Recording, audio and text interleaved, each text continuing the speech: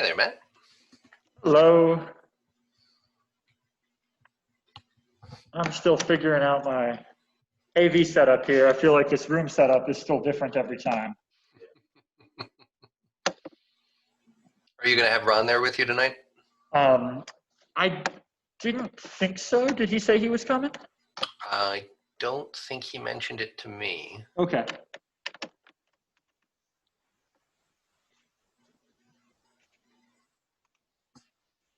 Hi, Aaron.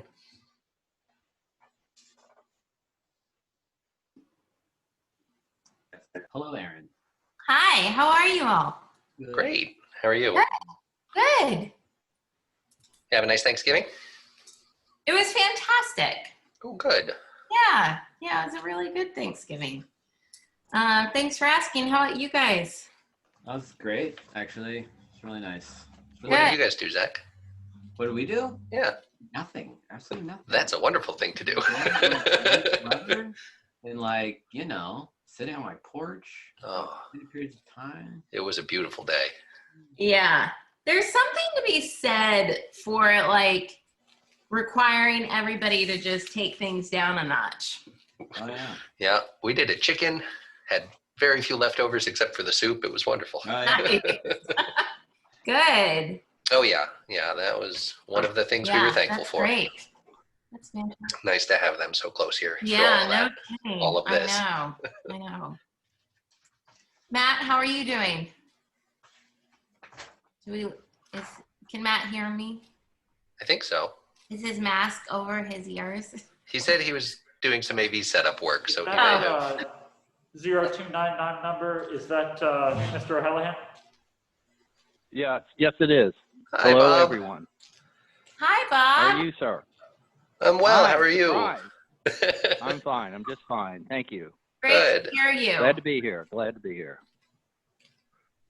And we have the Lamberts as well, and Mr. Meeks. Hello. Hi. Nice to have you all here. Thank you.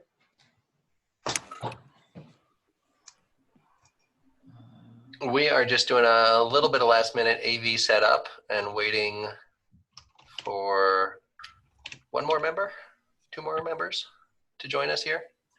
So we'll be ready to go in just a few minutes. Okay, this is our first Zoom, so bear with us.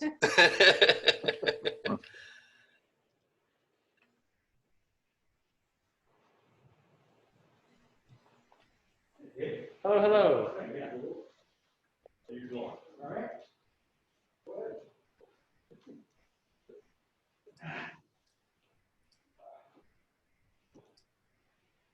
That was good day.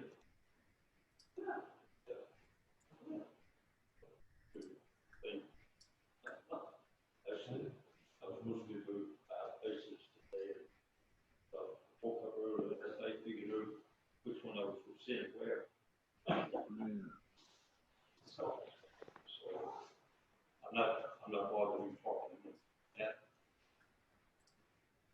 Hey, we are just a couple minutes off and getting everybody together here. I'm sorry, is the 0299 number Mr. O'Hallahan? Yes, that is. Yes, sir, it is. Excellent. Good to see the little icon here. Good. Zach, can I ask if, as I have a hunch you might, we'll take the applicants that are here before us? Can I ask that we move the 3B discussion, if that's what's going to happen, to just move it under 5? Yes, I would say that unless the applicants for the United Methodist Church are here, I would say move everything that's under old business to 5. I think they are with Matt there. Yes, that's right. Okay. So So if your plan would be to proceed from that to the next applicant, then I would suggest, just for the simplicity of my notes, if we could move, unless you think that that's just an easy, vote and move along.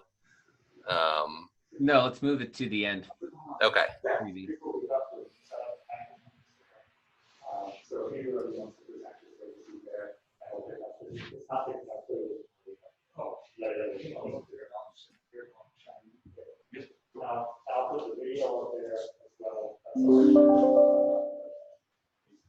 Thank you. Good to see you here. So you just want me to state now what's, Zach, I believe we should be seeing Barbara and Tyler any minute now, but you do have a quorum. I'd like to wait just a moment, Absolutely. a few minutes to see if they phone in or zoom in, as it were.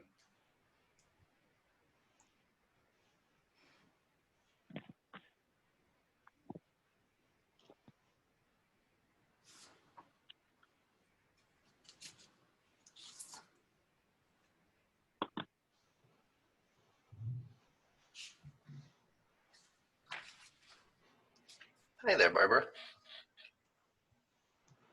And there's Tyler as well. Zach, you've got your full crew. Great. Hello, everyone. Nice to see you all. Hello.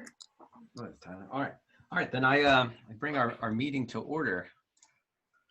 All right, where are we? We're in December now. December meeting of the Scottsville ARB, and so we've got our quorum. Thomas and I were just discussing the agenda. For those of you in attendance, it is the ARB's custom to take applicants who are here first, and we have 4. So we'll take you in the order that you appear on the agenda currently. However, we will move our non-applicant item 3B to the end of the agenda under 5, repair, maintenance, and enforcement issues. And we'll take everyone else in turn as they appear here. Can I get a motion to agree to this agenda?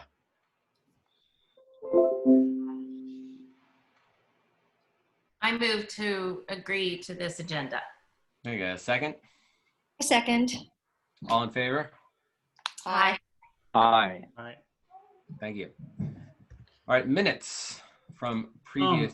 Hey, real quick, could Thomas or Matt, would you guys mind sharing like documents that we're talking about tonight, please? Oh, do you need me? Yeah, I'll forward you that packet real quick. Sorry.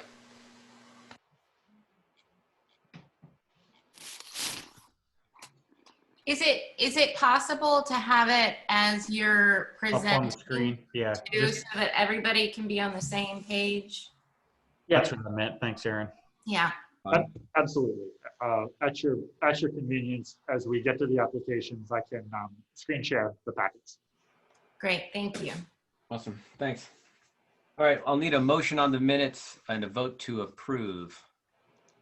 Once we had time to come over. I move to accept the minutes as written. I second I that. second that. I third that. Thanks, all of you. All in favor? Second that emotion. Aye. Aye. Good. Thank you all. Okay. All right. So that brings us to old business. Before we get to our COAs tonight, first of all, I want to welcome some new faces to Scottsville. The Lamberts and Mr. Schmidt are new faces in town. So welcome to Scottsville. It's nice to see you here. I hope many more meetings to come.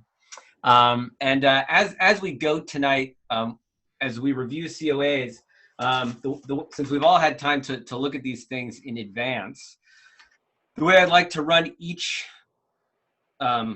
section would be for the ARB to open with questions for the applicants. Since I don't think you need to explain your application since we've looked at them. So I'll give members of the ARB time to ask clarifying questions about the COAs as submitted.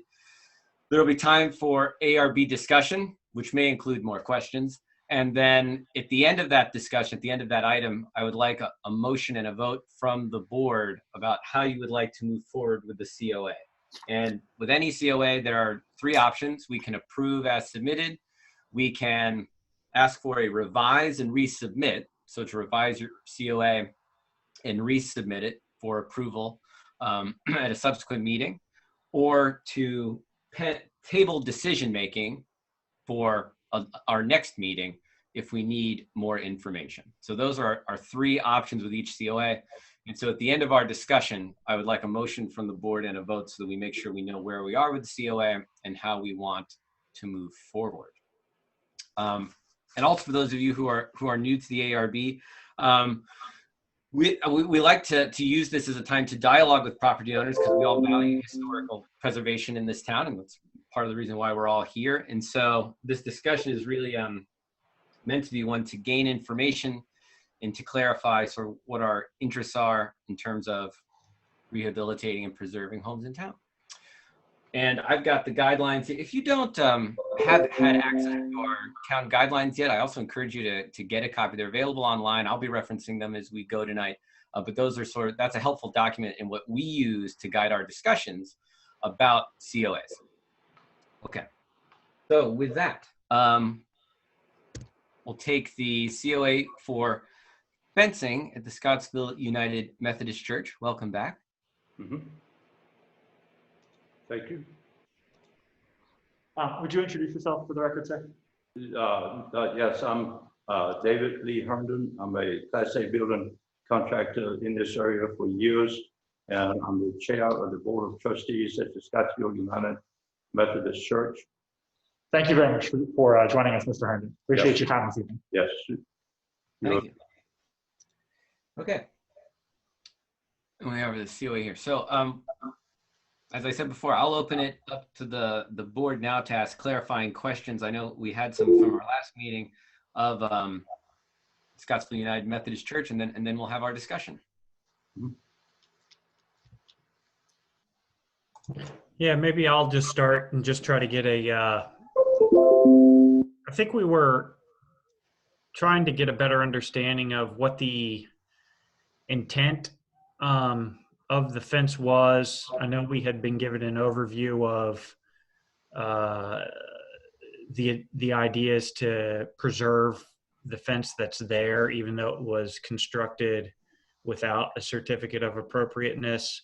And then there was an option for some potential stains, coloring for the fence. So just, I think it might help the board just have some better understanding of really the intent as you walk by the fence, just because it's kind of in a moon shape and doesn't really necessarily fence anything in. So just some additional color there would help.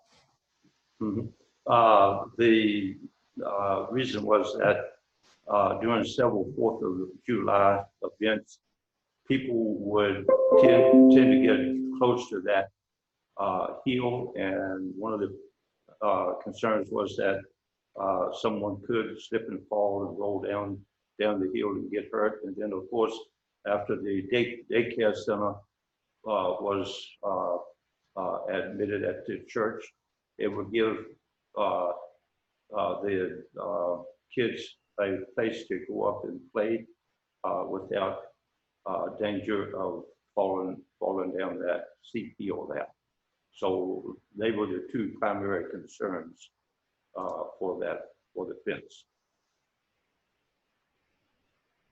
So along those lines of protecting the kids from falling down the hill, is there any conversation around adding fencing right where the road is? There has been some, yes. But nothing's been taken to do that. I have another Board of Trustees member with me, George Hooper, former owner of Ace Hardware in Scottsville. Hello, sir. Do you know of any other talk about doing an extension of the fence? I am not aware of any additional fence along the road. Possibly a gate of some nature at the, I guess that would be the south or south end of the area, but that has not been done, and I don't know that it will be. Again, in the respect to have a secure area for preschool children, and that was the main intent to control that.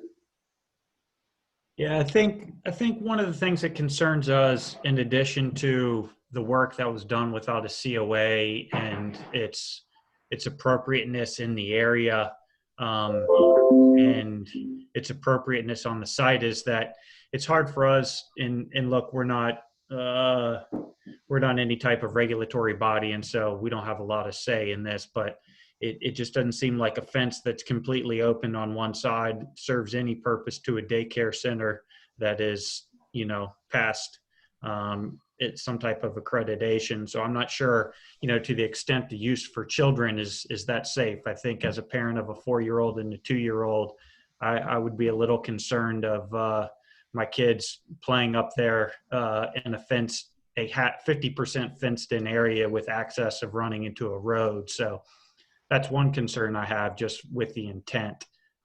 Again, not our purview to talk about that, but it's more about the appropriateness of the fence and its location, which I think we started to discuss last time. So I think that's where we can take the conversation if you want.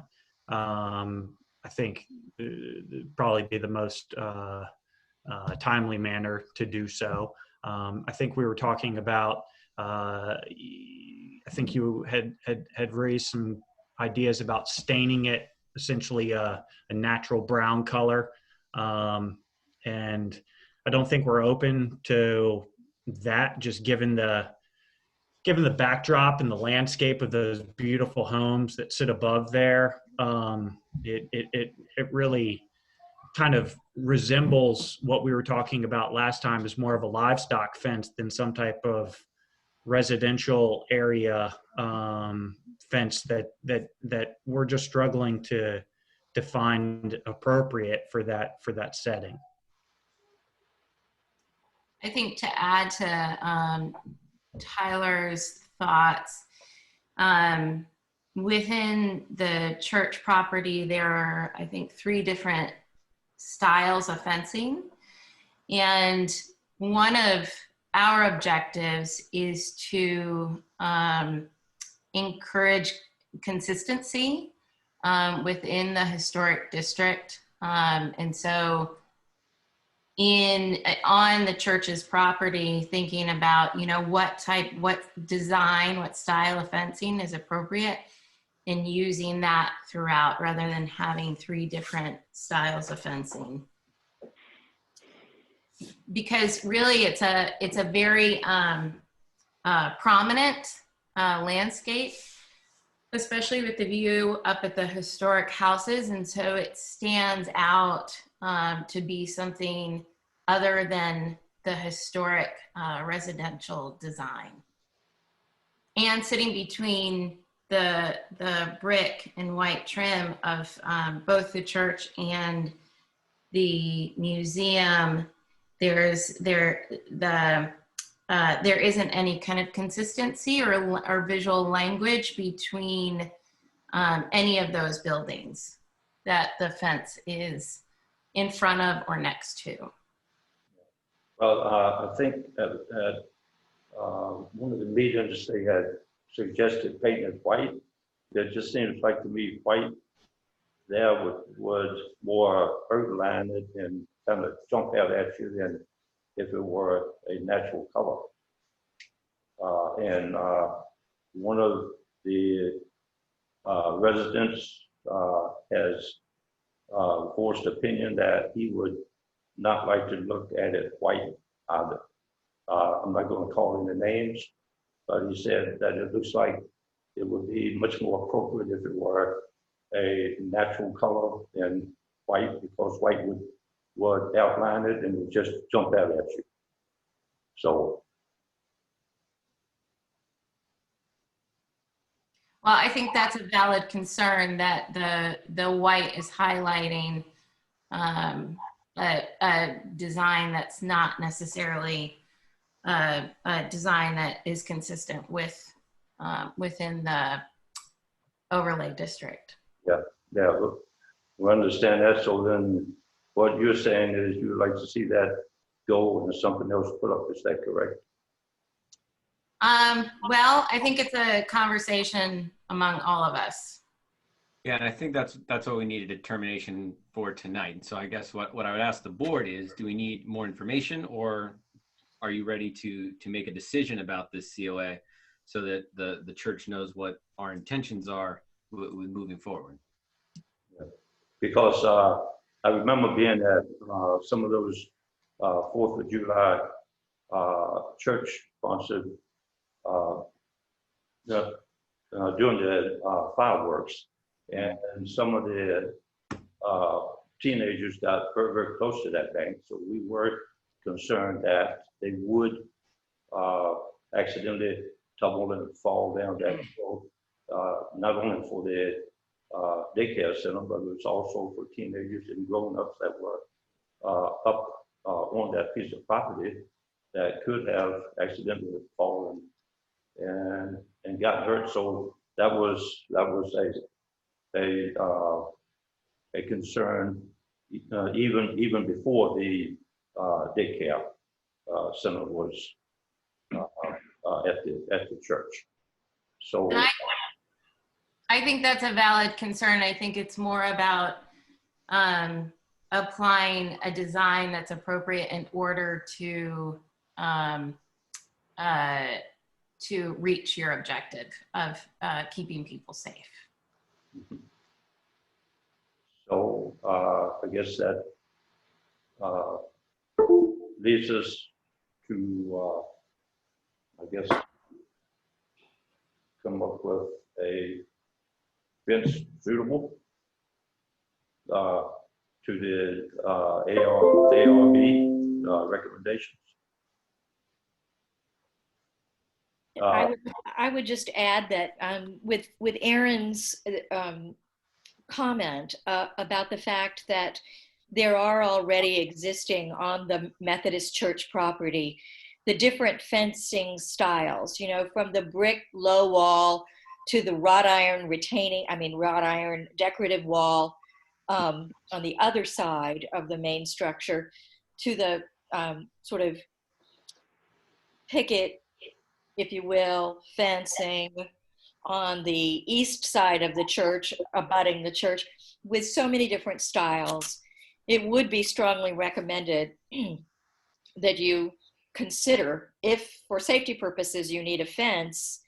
I think that the feeling now is that both the inappropriateness of that fencing style and the fact that the fencing style doesn't really work to achieve, as Tyler pointed out, what was stated as the original objective, that I would not move at this point to accept the COA as it stands.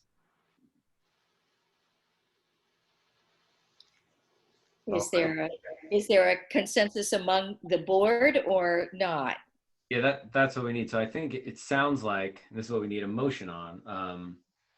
How we'd like to move forward with the COA, and if we are not accepting it, what guidance we would like to offer the church so that they can resubmit something to move forward.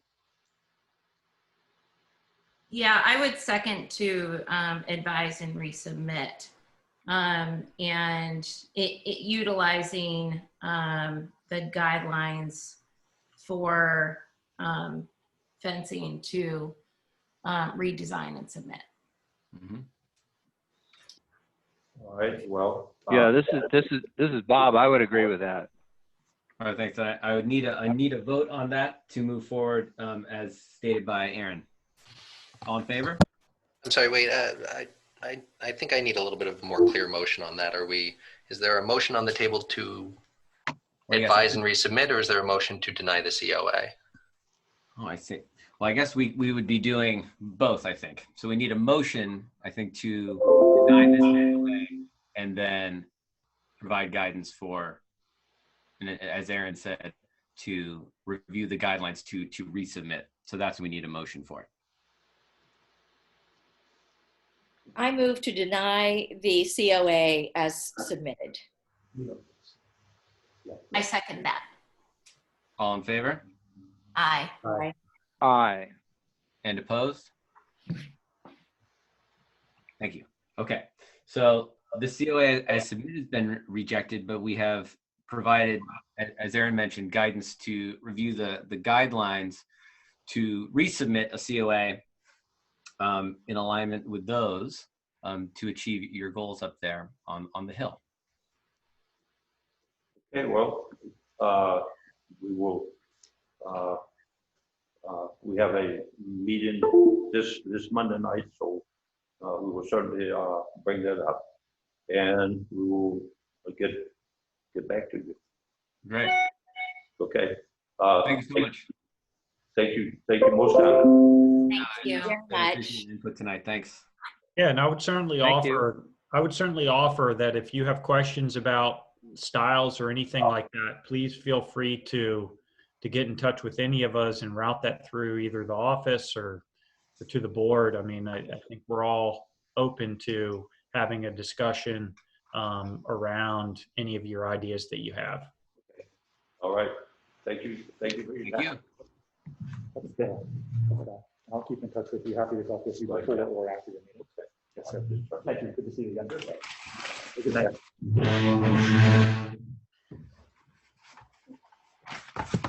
All right.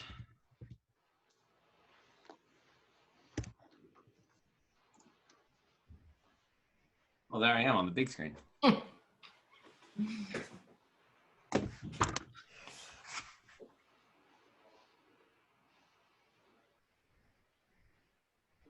So just to be clear, Matt, when we've completed the final edits, you'll get them the fencing guidelines. Yes, it sounds like they have a committee meeting coming up on Monday. So if there's board action to our old business tonight, I'll follow up with them right away and let them know what we've got. Okay, great. Thank you. All right, ready for 620, Harrison? Yes. Thank you, Aaron. And welcome, Lambert, again to Scottsville and to our ARB. So I guess I would like us to all go around and introduce ourselves for those who are new. Just to get to know our faces and names. But I'm Zach Bullock. I'm on town council and the chair of the ARB. I'm Erin Root. I'm the architectural designer and the vice chair on the ARB. Tyler Bob Lux. O'Halloran on, go ahead. Oh, sorry, Bob. Tyler Lux. Just a member of the community and live right down the hill from you. Right. Bob O'Halloran. I live right across from that fence we just discussed, and I've been in town almost 20 years, and welcome to the community. Thank you very much. We appreciate that. And I'm Barbara Wilkinson. Nice to meet you. Nice to get to meet you finally. Actually, I am going to step out of the room. I'm going to abstain from participating in the conversation just because I want everybody to feel, able to be completely impartial and objective. And I think, it would just understandably might be a little difficult if I were involved in the conversation. But I certainly welcome you, and I appreciate so much the effort that you're putting into coming forward to the ARB, because that's such a critical part of anybody in the communities doing something new and different to the houses. So thank you. Thank you. And Barbara, I think what we're going to try to do here, we're going to try some Zoom magic. We're going to have Matt create a breakout room and put you in it. Okay. and then while you're there, you'll be all alone. You won't hear or see anything. And then when we're done discussing, Matt will just close the room and you'll magically reappear with us. All right. Sounds good. Okay. So yeah, there we go. So I don't have to do anything. You'll just have to click a button that says like join room or something like that. Oh, okay. All right. Got it. Thanks. I'll miss you. And she's gone, just like that. Zoom magic. Okay. All right. So anyway, welcome to town. I would like, since we haven't met formally yet, I am just curious to know how you came to Scottsville and came to this home a little bit, if you don't mind sharing before we discuss the COA itself. Well, we've had quite a journey. We moved from London, England, actually, to Bend, Oregon. And from Bend, Oregon, we were there for about 4.5 years. My family is in that area. Of course, Rob is from London. And so we took care of family issues and all of that. And we just felt over time that the East Coast was more our style. And we have 2 daughters that live on the East Coast. And now our son and daughter-in-law and grandbabies have moved to Charlottesville after we decided to move here. Oh. And so Charlottesville was the area we were originally looking in. And then we met a gal who actually lived in Scottsville who owns a boutique in the Belmont area. And she said, you know what, I think I'm hearing from you is you're really looking for something very specific. Have you ever looked in Scottsville? And we said we hadn't even heard of Scottsville. And so she directed us here. And I think the house came up on the market the day or 2 after she told us about it. And we made an offer as soon as we saw it. Great. Well, thank you. Great. Awesome. All right. So we've all hopefully taken a walk by your home. You might have seen me lurking outside on Saturday with the COA in hand because I wanted to make sure that we all got a sense for this home as it's situated and your request for changes and rehabilitations. As you know, the home is on the National Historic Registry, which in terms of our work sort of makes the building is significant historically and architecturally. So that's why I wanted to make sure everybody took a spin by the house so that we could all take in visible from the street, which is one of the priorities for us when we talk about homes. When we do our annual inventory of historic homes in town, we take in what we can see from the street. Your home, Tipton, is also significant as a whole because it is on the register. So we'll keep that in mind as we discuss. And when we talk about rehabilitations, the priority is to identify, retain, and preserve. That's sort of where we start with all of these things. And so I'm going to open it up to the ARB to ask clarifying questions. We're sort of looking at the front facade, we're looking at the porch, we're looking at paint colors. And then on the back side of the home, we're looking at some door replacement, windows. And then we're also looking at the garage, which was built in the 1930s, you wrote on your COA.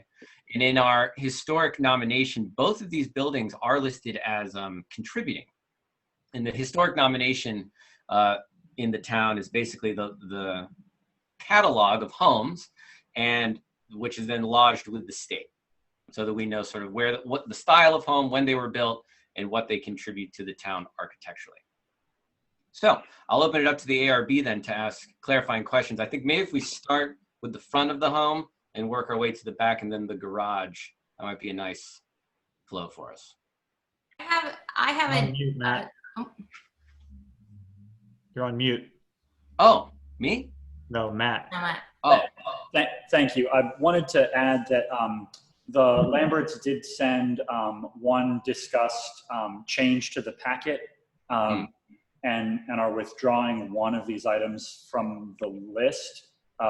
Could they introduce that briefly so we just get on the same page? yes, please. Yeah, and before we do that, do you mind sharing the COA? Yes. Or presenting, sorry.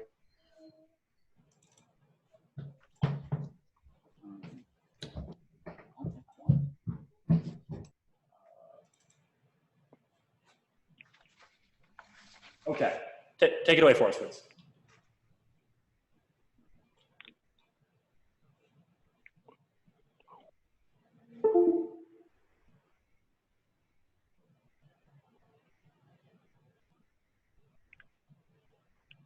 So do you want the Lamberts to give their thoughts on what they'd like to change first, or would you like us to start? I thought there was something that they were withdrawing. Let's start there. Yeah.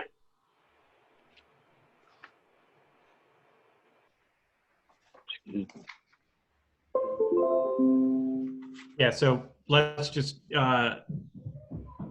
Sherry, would you mind just discussing what you're going to be withdrawing? We're withdrawing the request to go ahead and remove that center pillar from the garage because in the beginning we weren't able to actually get our vehicle into the garage because of the way the doors open. And we met with Lithic and discussed it with them. And what was really impeding us was that there was a heating unit inside the garage that wasn't operational. And so we decided to take that out, and it allowed us access to the garage where we didn't have to actually remove that post or cause any structural changes to the garage. And so that's why we removed it.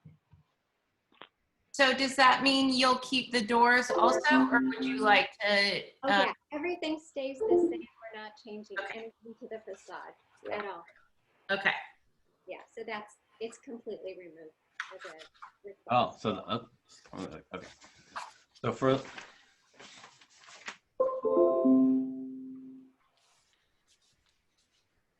So it's just the proposal of changing the paint, is that right? Yes. Colors, and again, it would just be the Greek villa or basically it's the white and just the black around the windows and the door, and all the trim would just be in the black. Okay. So do you want to start at the top and then work our way through this, guys?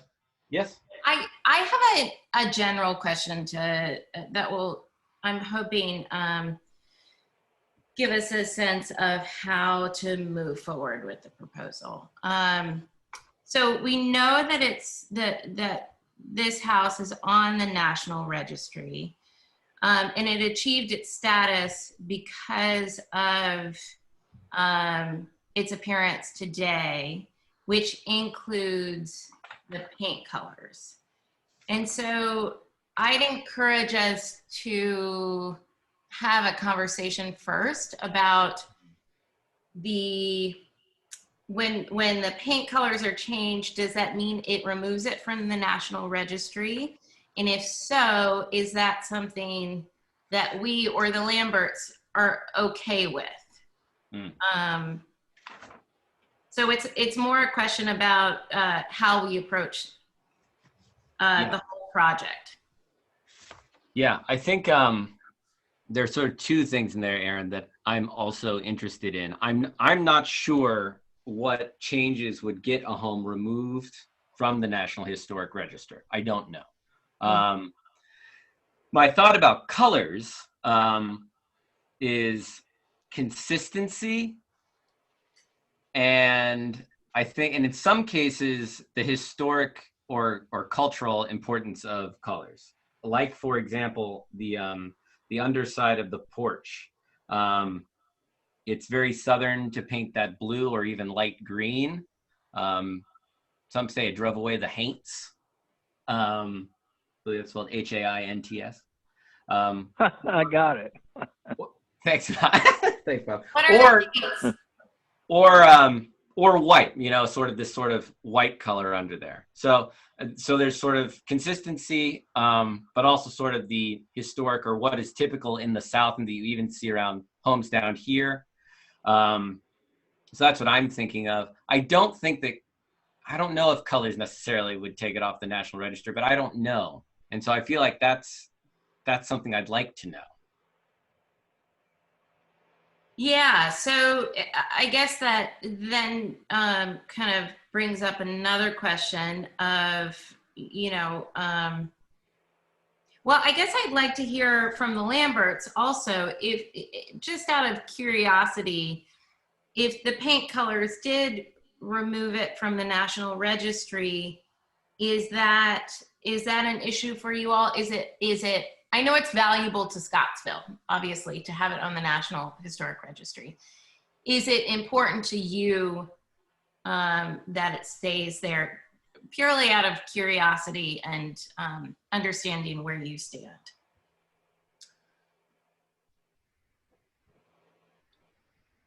Well, we've never owned a home that's been on the historic registry, so we're still in the process of finding out what exactly that means. So yeah, that's quite a difficult question to actually answer at this stage because we don't know exactly what it entails at this point. Yeah, we really appreciate if you have a book that, sets out all the guidelines or whatever those requirements are. If that were forwarded to us, that would be super helpful. Yeah. just like Rob said, we've never owned a home on the registry. We owned a home in London that was 1820, but of course that's not considered ancient there because they have such historical homes. Right. And so we're not looking at massive changes to the house. We're just looking at some updates and just noticing the other homes that are in our area. Of course, we don't know which of those homes on our street actually belong to the registry, but just taking an overview, we see all the colors that we've requested for approval on our street and in the area. And so we don't see how it would disqualify us from actually being on the registry if those other homes are included. So, and also something that I'd like to mention is that the actual porch itself and stairwell is a grey, and I've discovered since that it's simply a exterior concrete paint that you get from Ace. Mm-hmm. It's not a special color of any kind.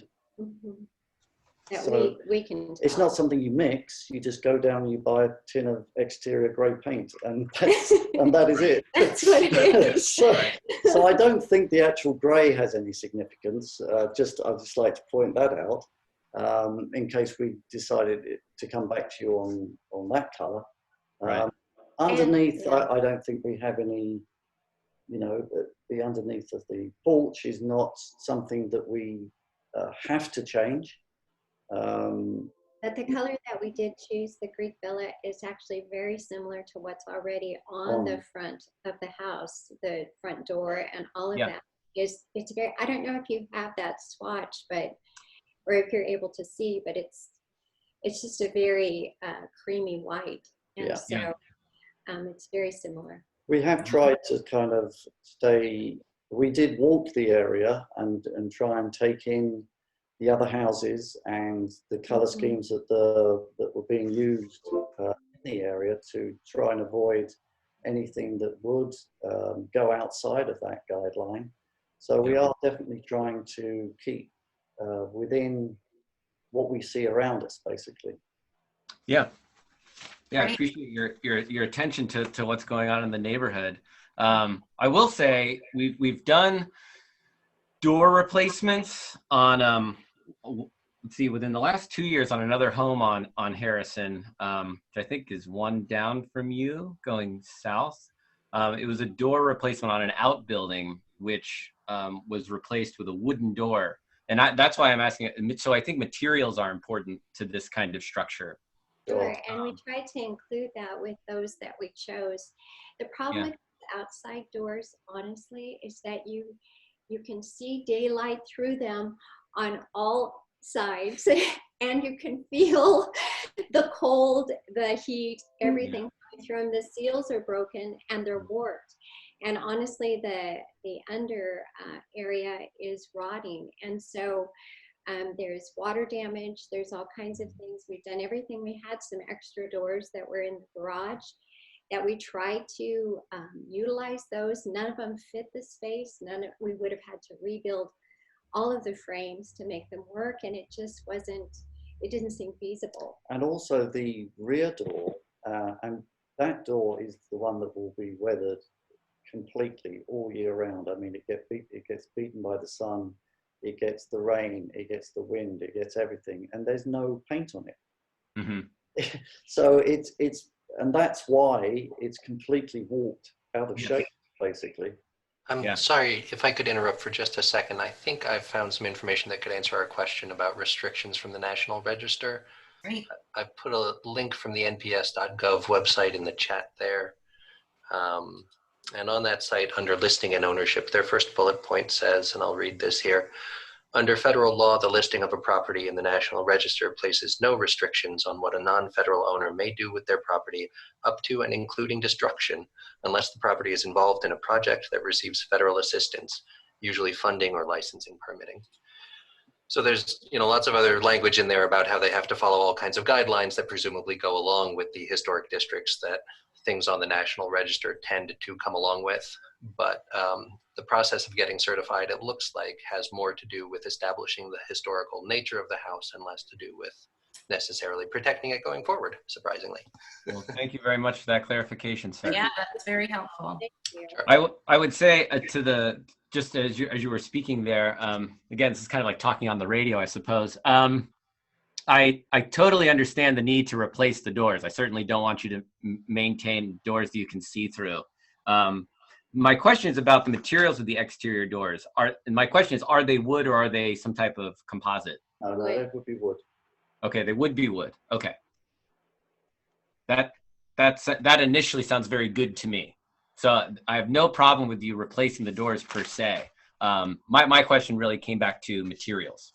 Okay. Yeah. Yeah, can we, We back had submitted, I'm sorry, I think we submitted also, it's those severe weather doors, the parameters for them, they say all wood, solid doors, so Yeah. that was. Well, it didn't come through on the COA. So it just has the door designs. It doesn't say what the materials are. So thank you for clarifying. Mhm. So it seems as though, based on what Thomas said, that that we may, and correct me if I'm misunderstanding, we may want to approach this in discussing that there is flexibility around color, and that there is the objective of, in the interest of keeping it on the National Registry, is that the materiality is in line with the original structure. Does that sound true to? My reading of that is basically that they are going to add no restrictions on top of the guidelines that you already discussed for any other COA. Okay. Right. Okay, great. Thank you. Okay, so can we start with the front door then? Yeah, love it. Let's start there. So I know that the house down the street called the one that's a similar design. What is it? Sorry, it's in my notes. Old Hall. Yeah. I'm sure you all saw that a lot of that their front door is painted black and that their trim is also painted black. So, the caviar seems in line with. yeah, real quick on that, Aaron, it's actually a really dark green. Oh, it is? Yeah.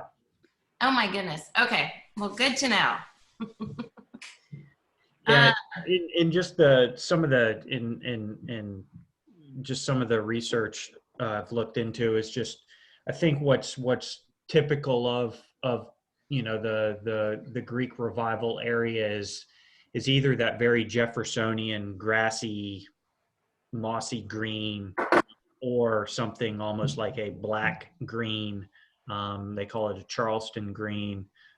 Is very typical of that period being built. So I think that's why you see a lot of those.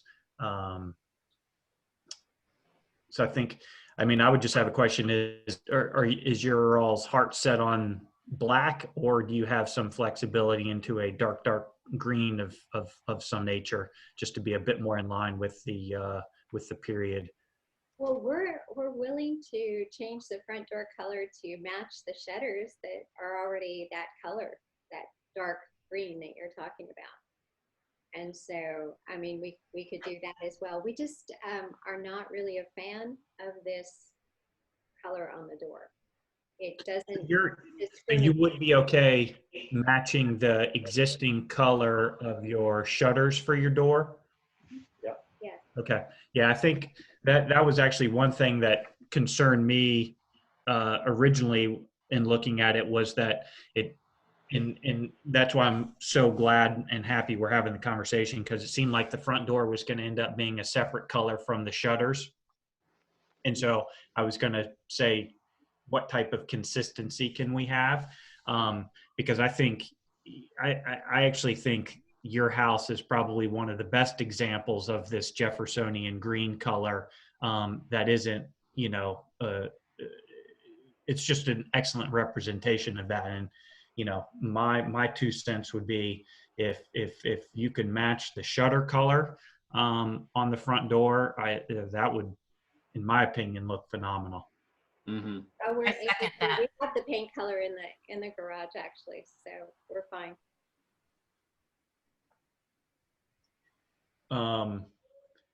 And does that, Would that mean that you would want the side doors and the back door to be the same color? Not necessarily. Okay. the ones you're replacing? Yes. Yeah, not No, necessarily. I don't think so. I actually think that the doors, now that I also know that they are wood, that you've picked out for their replacement seem appropriate. They're largely replacing what is there, but updating it. Yeah. So I really have no issue with the doors that you're replacing in the rear of the building myself. Thank you. That's definitely what we were going for. We were A trying real- as closely as possible to what was already there. And Mm-hmm. Is the transom around the door, is that color the same color as the columns on your porch? It's just the photo didn't represent it well, but they Sure. are the same color. Okay. Yeah. And so just so I'm clear, you would be keeping that trim color the same around the transom. It would just be the door and then the kick plate. Yes, well, actually, we'd rather that Not the the kick plate, but plate the, just is a darker color because it's, yeah, we could go ahead and keep it green too, or take that gray all the way up. But right now, or before, it was just raw wood. yeah. So it was getting weathered. There's part of it that's missing that we were going to have to fill in. Mm-hmm. It's in pretty bad shape. Welcome to old homes. yeah. Well, we're used to old homes. That's not the issue. We're just Yeah. trying to make sure that it's sound. You know, there's just a Yep. lot. Yep. And that front door had a lot of issues too with being able to see the light through and all of that. And Rob was able to actually salvage it and get it weather stripped and things. Right. So we kind of gotten that under control. But We certainly didn't want to replace that front door in any way. Mm-hmm.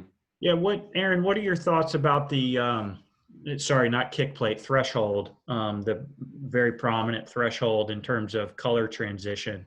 You know, my 2 cents would be either may make sense to carry I'm having a bit hard time trying to visualize bringing the green down versus carrying the gray up. I think on our house, the gray is carried up onto the threshold is what I think we have, but curious from your design perspective.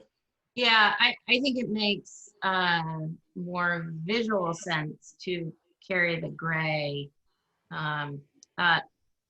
However, I'm also cognizant that, you know, with gray, you see more of the dirt that ends up on a threshold. You know, I think that I'm wondering, I guess I'm curious if there's any way to seal that threshold or if it's just, you know, not a reality. I would not want to keep it raw wood. It's just, it's not a good option. And to even stain it or whatever, I don't think it's doing the home any justice from a visual or design perspective. Because, I mean, you want your front door to be a statement.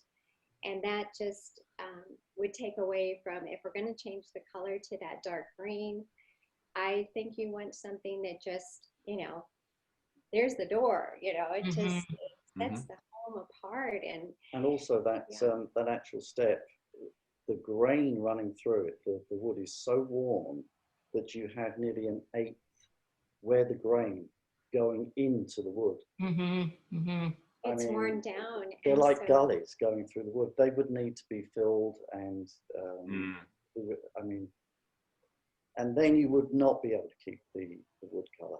So we definitely looked at that because I did love having the wood there, but having inspected it, I just came to the conclusion that there was no way to actually do that and keep it. Yeah, I think, you know, as somebody who, I appreciate seeing the history of something in the materiality. And, you know, I think there's some, it's nice to be able to sort of see, you know, how many footsteps have gone across that threshold. And as you're saying, it doesn't, over time, it's not necessarily going to allow that wood to even stay there if it's not sealed in some way. You know, Sherry, you talked about the front door being, you know, the entrance of the home. And I think there might be something nice about framing, if you're using dark green on the transom and on the door. No, the transom will still maintain its color. The green. No. No. The transom is the existing color. It's just the door. Oh.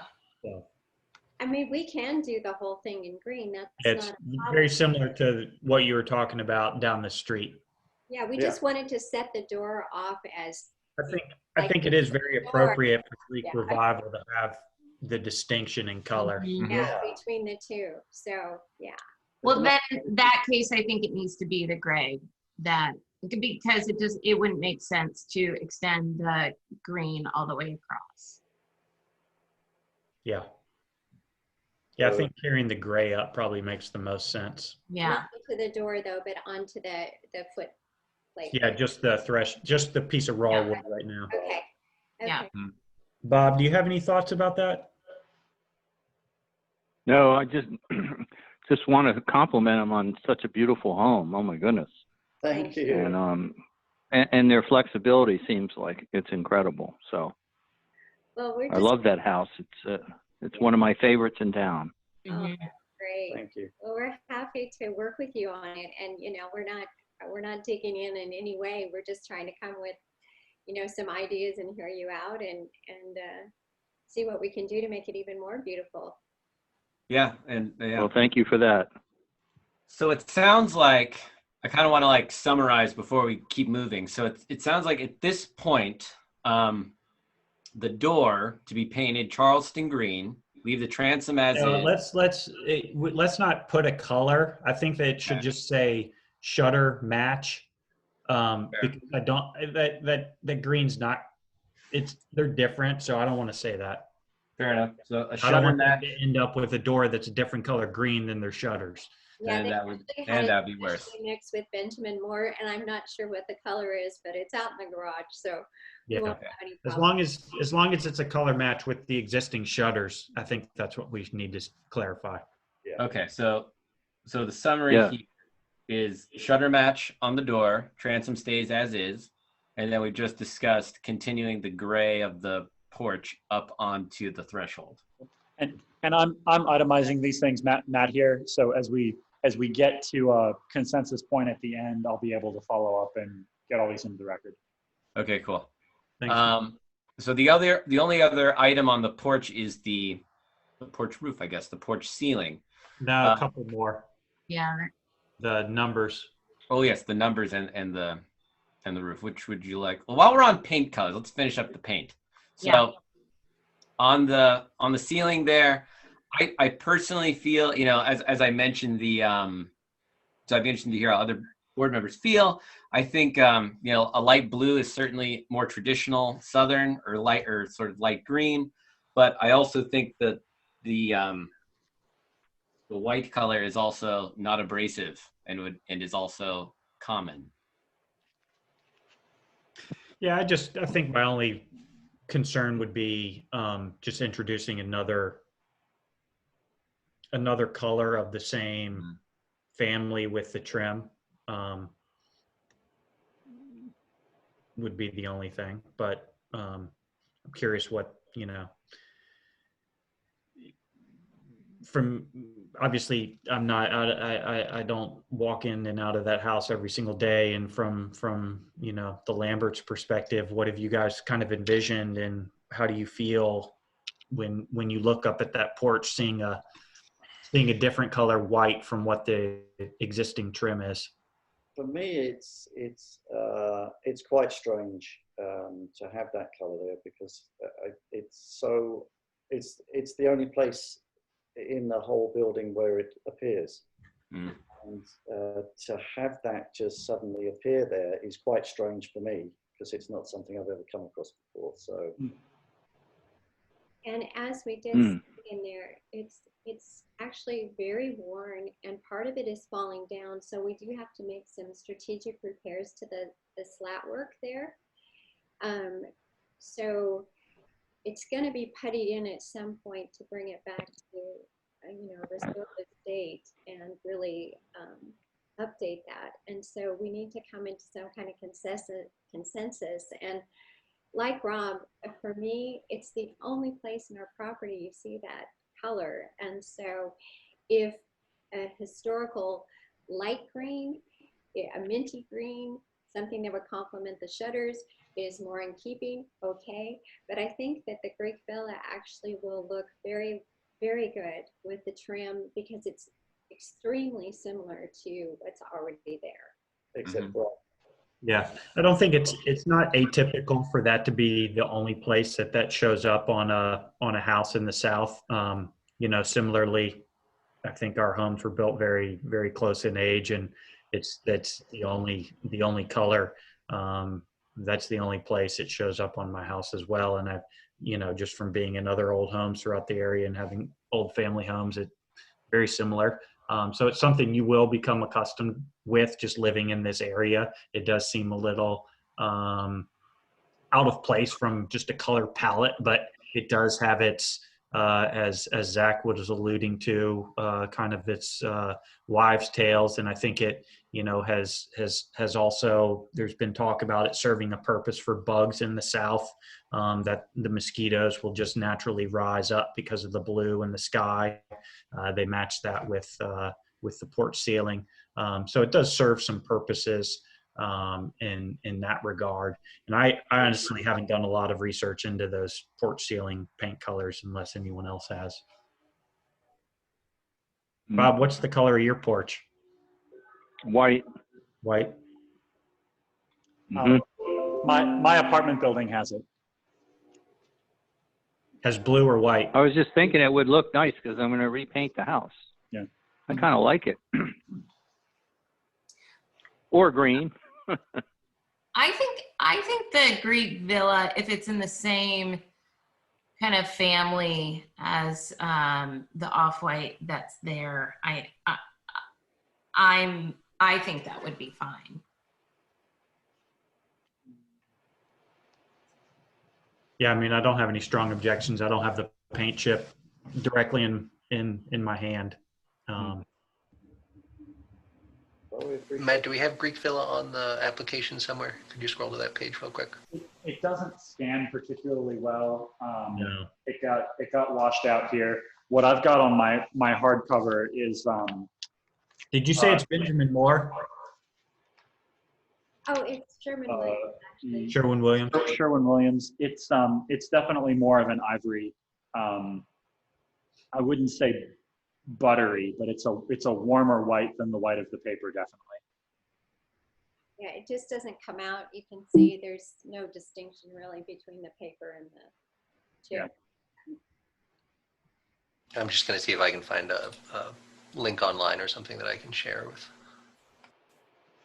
Yeah, I looked it up online to sort of get a sense for it, and it is sort of in alignment with the white that's there. Any reason you wouldn't paint it the existing trim color? the blue. No, That creamy. Oh. That's what's already- around your transom. And so what the rest of the trim color is on your porch?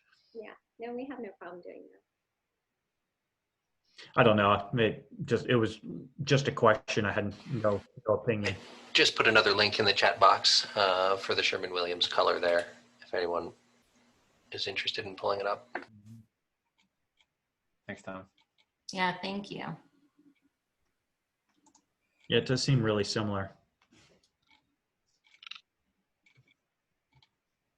You say it's more of it's lighter in nature, or how would you describe it next to your existing trim color? Slightly lighter, maybe? I would say maybe Yeah. one shade down the grade from what's already there on the lighter scale. Yeah, I think lighter would look better up there. I agree. Because it's going to be in shadow there all the time as well. So That seems like Aaron. I think that would be fine. Okay, so we're good with the Greek villa under the porch ceiling. Okay. Mhm. Thank you. All right, the last item on the front part of the home is the numbers.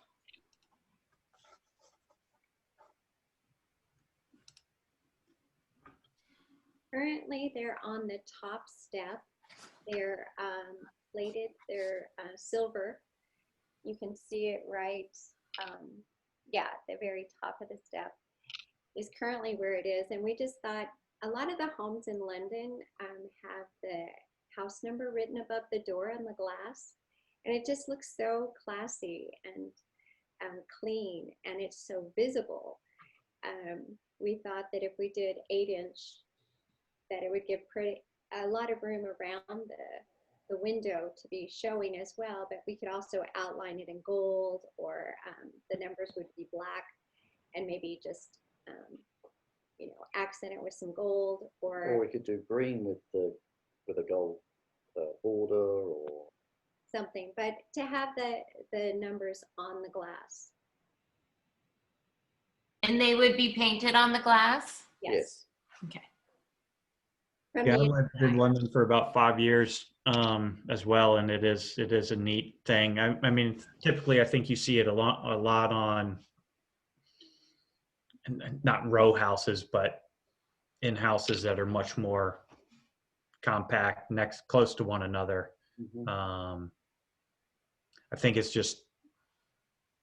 a cool idea. I'm just trying to wrap my head around its place in a more rural setting, I think. Mm-hmm. And I think the other nice thing about sort of what's going on along Harrison Street is having some people if the home has a name, which actually yours does, having that out front with the number actually sort of creates a nice thing going along Harrison Street. Because I do understand that having the numbers where they are is not totally desirable. Just functionally, it's not super great. But I'm wondering if you'd be amenable to doing something like in line with Shadows has done down the street from you, having the number on a plaque out front to remain sort of consistency going down the street. Possibly, yeah. Would you want us to submit some ideas on what that would look like, or would you be giving us some ideas on what you would think would be amenable, or what? Or we could walk up the street. Right, yes, walk up the street. Shadows doing and copy them. Yes, do it. Yeah, do a right. Do a rubbing. I actually walked by today and noticed that Claire's sign was missing. So there may be an opportunity to do a bulk order if something's gone wrong. Right. Yeah. I love it. Discount. But yes, I think we could tentatively just say agree to that as a design concept, and then all you would do is submit a thing that says this is the type of thing we'd like to put together. But you can find, I've searched for like historic plates online, and they all follow sort of a general scheme, foot, square, rectangle, something like that, gold lettering or some, bronze lettering maybe. Sure. That sits out front. Would you be open at all to entertain the idea of having the letters written on the glass, or the numbers written on the glass? We could do both. That would make the police department happy. Right. Hey, we love that. Right. I'm more in favor of having it simply on a sign out front. The windows are kind of an interesting feature. The transom is an interesting feature in itself, sort of in terms of design. And so I think preserving that is important. It's also not a characteristic that we see in our historic overlay district or in the homes around here. So I think there's also a consistency among homes just on Harrison Street and in our own HOD. Okay, well, we'll work with the sign out the front first, and then maybe we'll persuade you later on about the windows. Circle back. That's fair. It's a long con.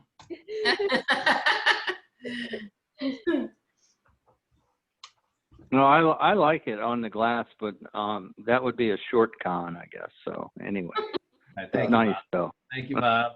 You're welcome.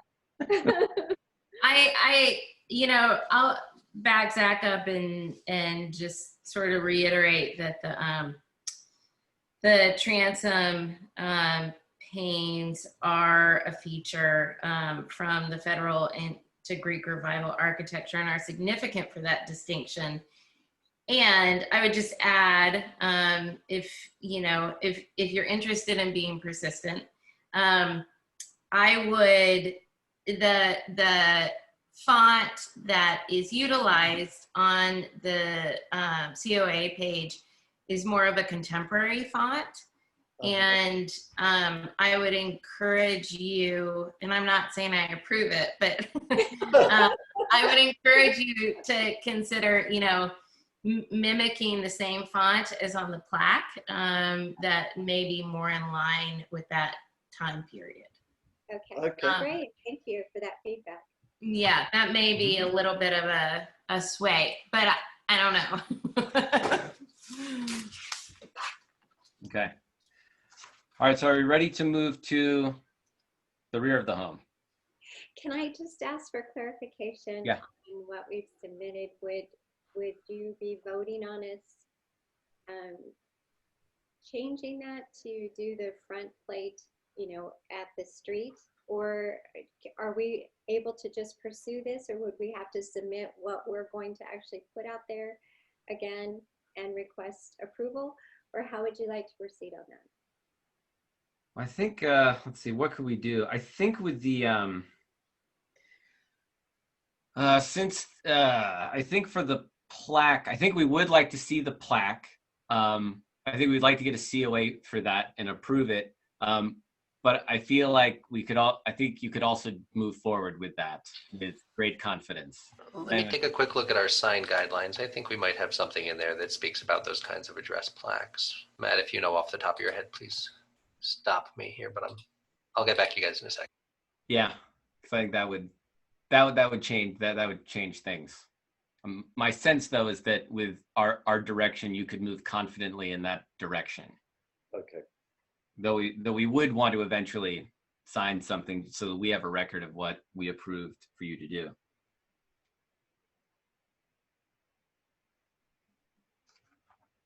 So while he's looking that up, can we move to the back door? Yes.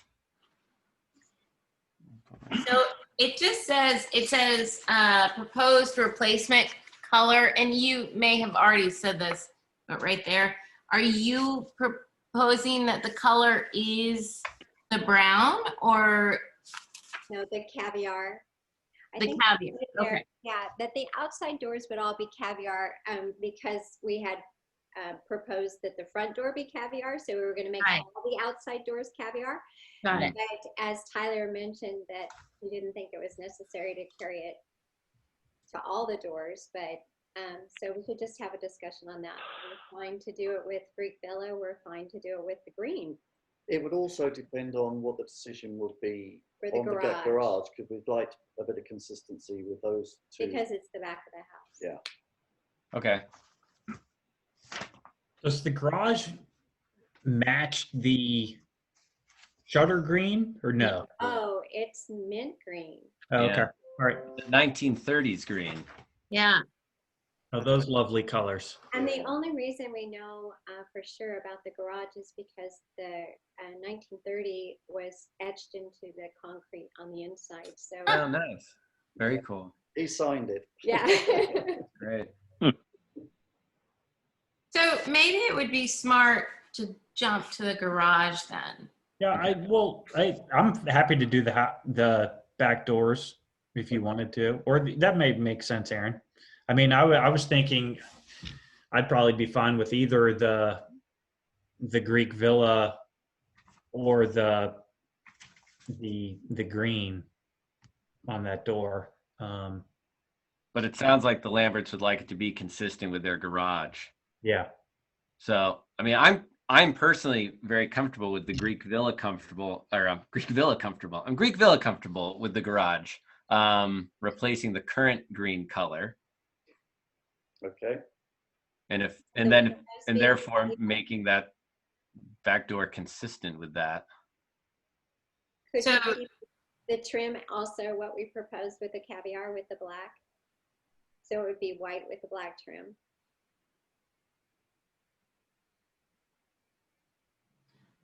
So I guess the options are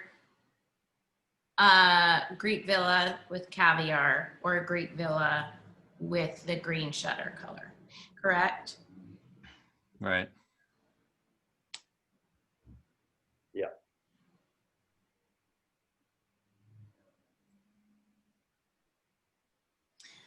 I mean, oh, go ahead.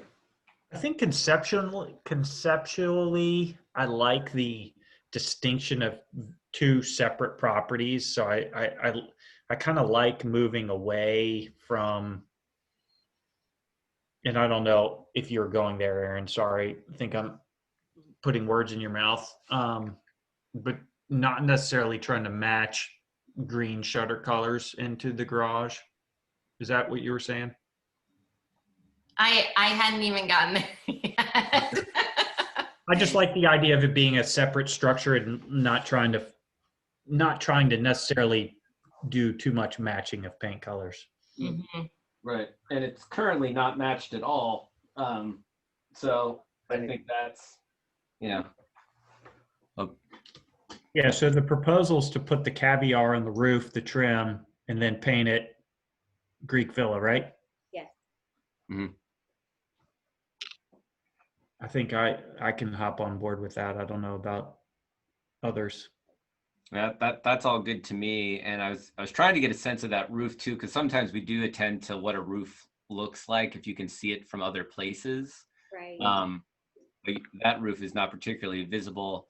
The other metal roofs going down the street are, like silver, but we have many different colored, metal roofs in town. So I'm good with this. Well, we took that into consideration. The interesting thing about the roof is that flatter part there, just above the door and the window, is tarmac. It's a flat roof it's material. a flat roofing material there, so that's jet black, right? Mm. And when we got up there and saw the condition actually of the roof, of the metal part, there were several holes that had already gone through because it was very rusted in a lot of the places. And so we knew that was going to have to be painted anyway. So we got that rust stuff on there, the rust protection on there, because we didn't know how soon.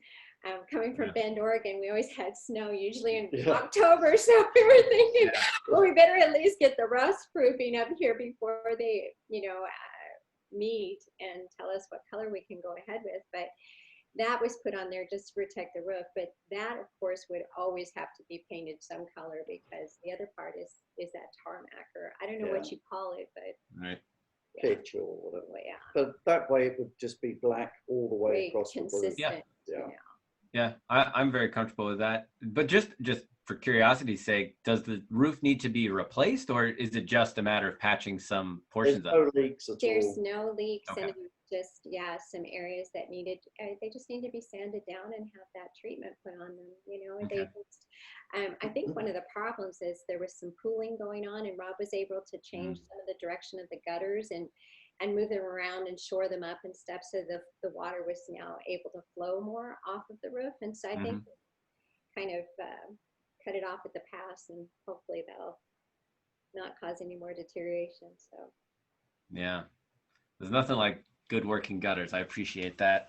Okay, and I say that speaking from personal experience. I think you do. Okay. I'm fine with the Greek Villa and the caviar as trim. Great, thank you. Okay. And All right. so that brings up the other, That brings us to the doors. yes. Okay. So then the first door, which is the door with the knocker on it. So that's the one that you would paint Greek Villa, correct? Let's have that discussion. That's the back door. And Yeah. if any of you come past the house, you realize that brick is that distressed look. And so it's kind of, they've almost whitewashed it. And so the trim and everything else is not consistent with the front of the house. That's actually a white trim. It's very white. And so we can have that discussion, what you think would be good. Well, I guess, for me, in terms of what's consistent with the home, materiality is sort of the most important thing. The other parts, around color with regard to doors, because they're not visible from the street, I feel sort of take lower priority than the kind of attention that we would put into the front of the home. Does that sound correct, Tyler, Aaron, Bob? Yeah. Okay. That street next to you is public, right? Or is that I was just about to point that out. Yep. That is a public thoroughfare. Yes, it is not prominent, and you're probably lucky to get 2 cars through there a day that are not yours. So you bring up an interesting point about the trim. Does the trim need to be painted at all, or are you just going to keep it the way it is? Well, the thing is, we did bring up the point about the windows, and we probably are going to shelve that for now because, there's just a lot of repairs and remodeling that we're doing on the inside of the house. So that may get shelved to a later time. But a lot of that trim around the windows is flaking off. It's in desperate need of an update. Actually, these windows on the back here at the bottom are newer windows. Those are new. Because that was an extension that was put on later. And I don't know when these windows went in, but they seem to be the newest windows in the house. Yeah, they're all double paned. But if you go up to the next floor, those that have the panes in it, and the 6 panes. And the ones above those. And those above those are the ones I'm talking about that are really chipped and are going to need an update. Yeah. Okay. And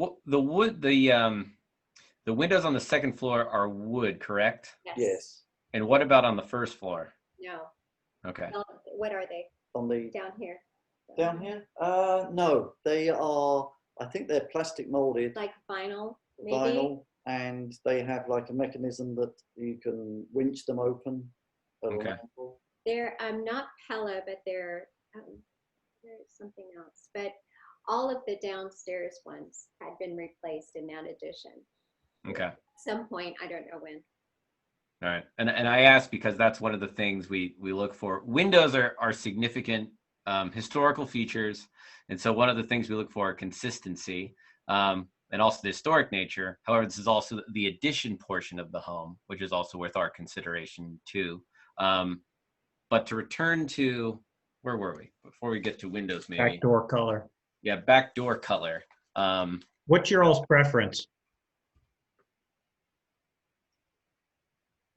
Well, we actually really wanted to do it in caviar, but now we're having a completely different discussion. Part of that was because A, it would stand out more, and B, we believed the door was black. Originally. So because the ones that were in the garage, we found a door that was black, an exterior door that was black. And so we thought, well, at some point in the house, those doors were black. Yeah. Mm-hmm. Sorry again to interrupt everybody. I just put in the chat there an excerpt from our zoning ordinance. As long as the address sign stays under 2 square feet, it is exempt from any permit requirements. So if you were to remove the transom lettering from this EOA, the Lamberts would be able to just proceed with the address sign without coming back for further review. Thank you, Thomas. No problem. Thank you. The back door being caviar. I'm also comfortable with that. Or although you less comfortable with this now, Lambert's, because the garage is Greek Villa. No, we can go. Yeah, because the trim will be black. Yeah. Actually, Right. will be the caviar So- on the garage. And I think with the distressed brick back there, it'll just look really sharp, really stand out. Yeah. And the question is, the other door that's pretty prominent from the road, correct? I don't No. think you can see it because of the Oh. hedge. Actually, it's on the side of the house. It's actually the door that goes to the kitchen. So it's underneath the porch. Well, Yes. As you can tell, yeah, the stairs are to the right of that picture. Got it. And the Okay. porch is above. So it's fully hedged on that side of the house. So I don't think you can see it from the Yeah, it's street. not visible. Yeah, it's not terribly visible.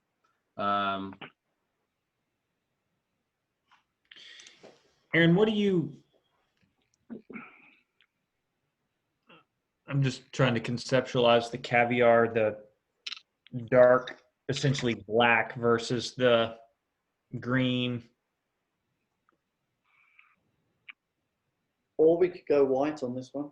Yeah, caviar. Mhm. I mean, not caviar, but Greek Villa. Yeah. Greek Villa. Or It just might- try to match it. If you want us to match the trim color, we could match the trim color, which is existing on there right now. I mean, I kind of like pulling the Greek Villa together.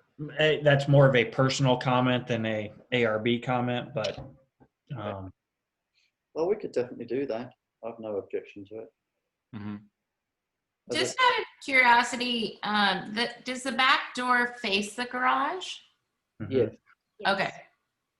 So I think what you're asking me, Tyler, is like how do you square the front door with the side door with the back door, and having caviar on the back door, and then having the green on the front door, and then what happens with the side door. And I guess my kind of take on it is if the back door and the garage face one another, there's a spatial relationship. And so I think it is okay and makes sense to have it be caviar. I think with this door, I don't think you want it the green because it's not a prominent feature. I would either lean towards the existing color or the Greek Villa. thank you. Well said. Mhm. I'm happy to go with either of those, Greek Villa or matching it. Yeah, that makes sense about the spatial relationship on the back door, having it be caviar. And then having this door either be the Greek Villa or obviously if you're matching it, it doesn't need to be in the COA. I was just about to say that, Tyler. You beat me to So it. if you're If we're matching matching- color and matching the same kind Matching of the door. paint color, it doesn't need to be in the COA, but if you want to do Greek Villa, I'd be fine with that too, since you're relating it to the porch ceiling. If you wanted to do that. So I think personally, I'd be fine with either. Bob or Yeah, I think that's all good. I really think we ought to accommodate these folks as much as we can with their wishes, as long as it, effectively meets our guidelines. That's my whole thing. Yeah. I mean, they're being very accommodating to us. I think we should do that too, and which I think we are. I'm not saying that we're not, but that's what my take is.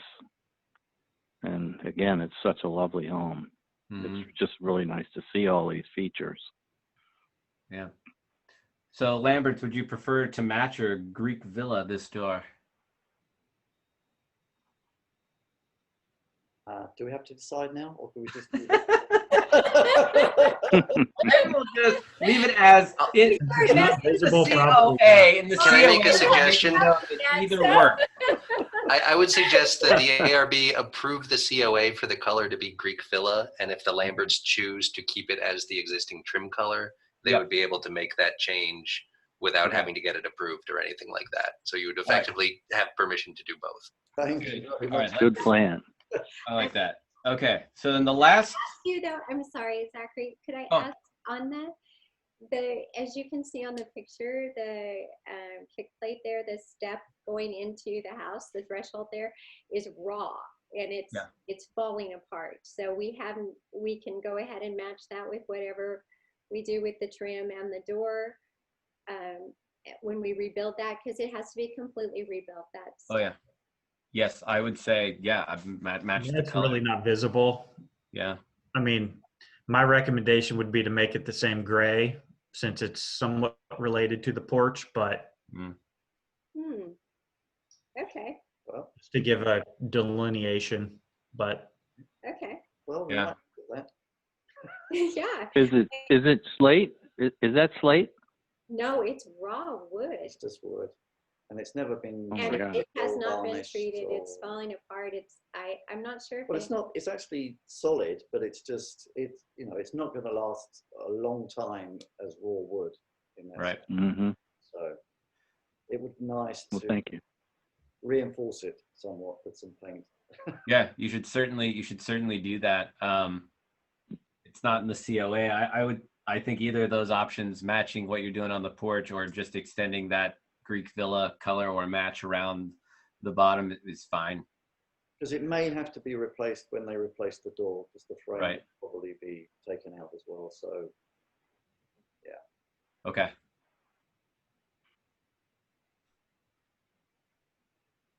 All right, so we are now on to I think the windows on the rear addition is the last item. well, we should we don't- shelve I that. Could think we shelve that we could till just shelve another that. time, Yeah. just simply because we're just probably not going to get to it in the next maybe 6 to 8 months. Okay.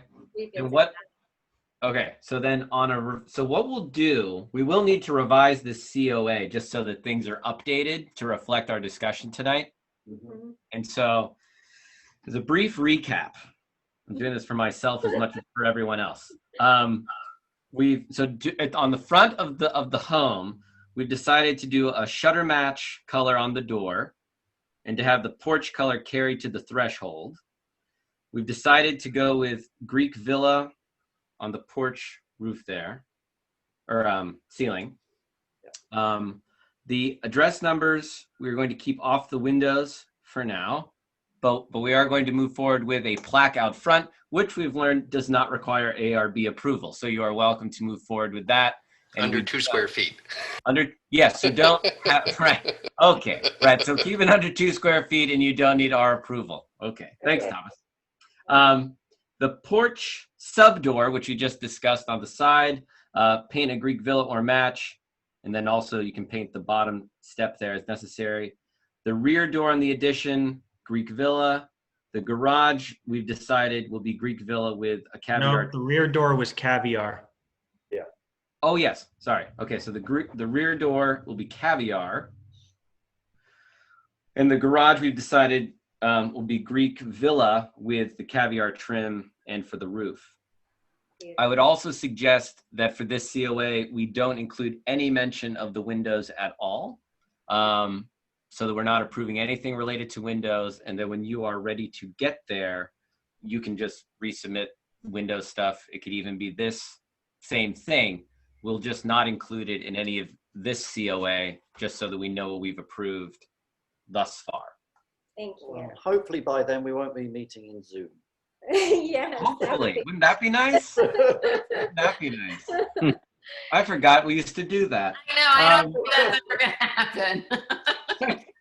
I forgot we used to meet in person. Oh. Yes, I hope that's the case. So Matt, can you make those adjustments to the COA, or I don't know, how do you want to do that? Type up a new one?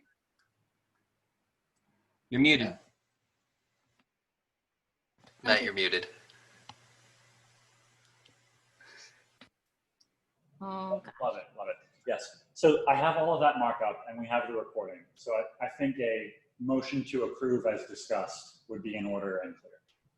Okay, and then I can stop by the office and sign off on the things that we've decided. Okay.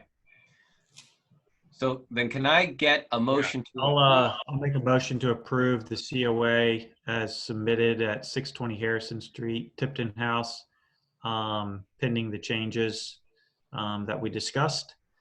To approve. Second? I second that. Okay. All in favor? Aye. Aye. And opposed?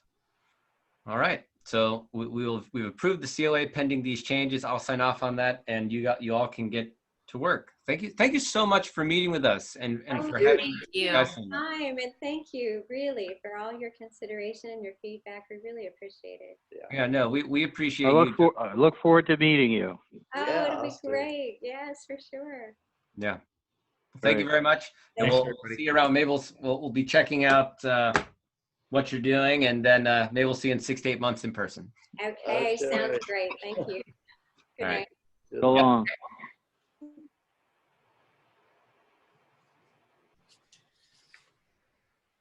All right. Where are we? Mr. Meeks? Are you there? I'm here. Great. Oh, Matt, can you bring Barbara back? Back from the breakout room?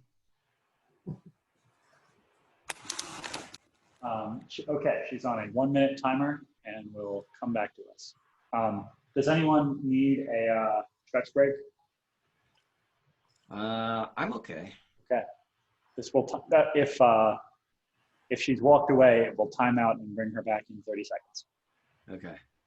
Okay. Matt, can you put the COA on the screen, please? For the next one? Yeah, for Mr. Meeks. I seem to not have it printed out. Okay.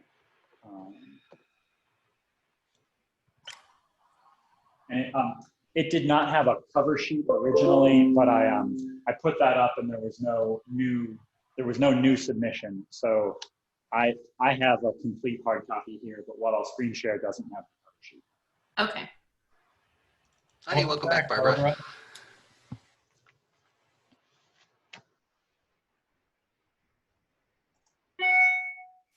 Can you hear me? Yes. Yes. Just fine.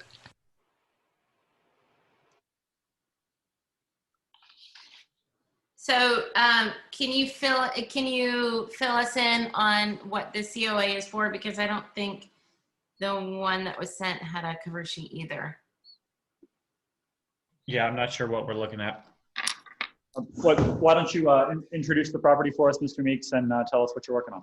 Okay, this is at 735 Harrison Street, and my proposal concerns a new entrance or relocating the entrance to the basement apartment. Currently, it is on the opposite side of the building that you're looking at now.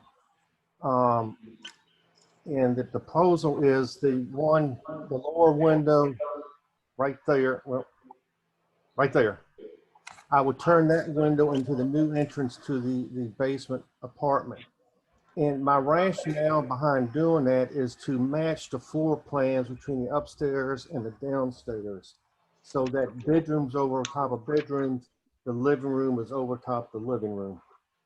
Currently now it's sort of reversed, and you know, it's a sort of internally sort of an issue with noise. If you have the living room over the living room, everybody seems to get along better. So the proposal is I would seal up the other side, put the door in right there, and construct a porch that would shelter that new entrance.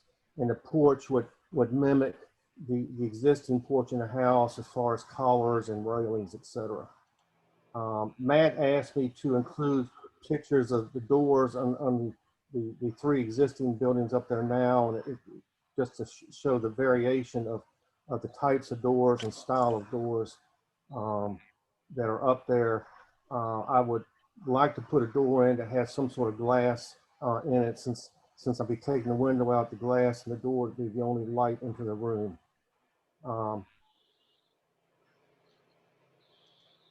So be glad to try to answer your questions.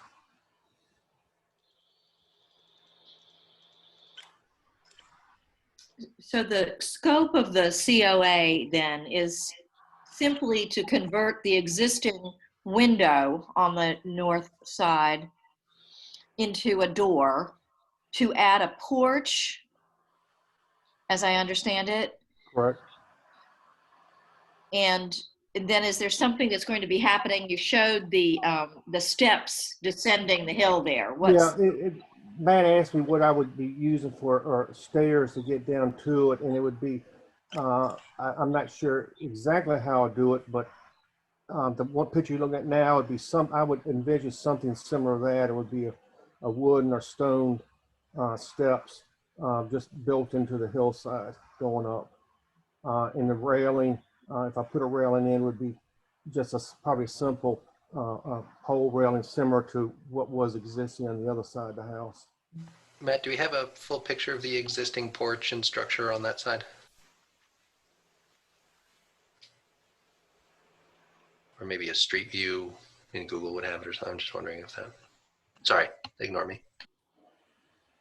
I'm sorry, I thought I included that. It's a what's existing on the other side is just a small overhang over top the door. It may come out 3 feet wide, extends out maybe 2 feet. But not a full porch like you're proposing to build on the other side. Correct. So Mr. Meeks, would you remove that existing porch? Yeah, the existing overhang. Yeah. And you would turn that porch into a window? Yes. Yeah. Correct. Okay.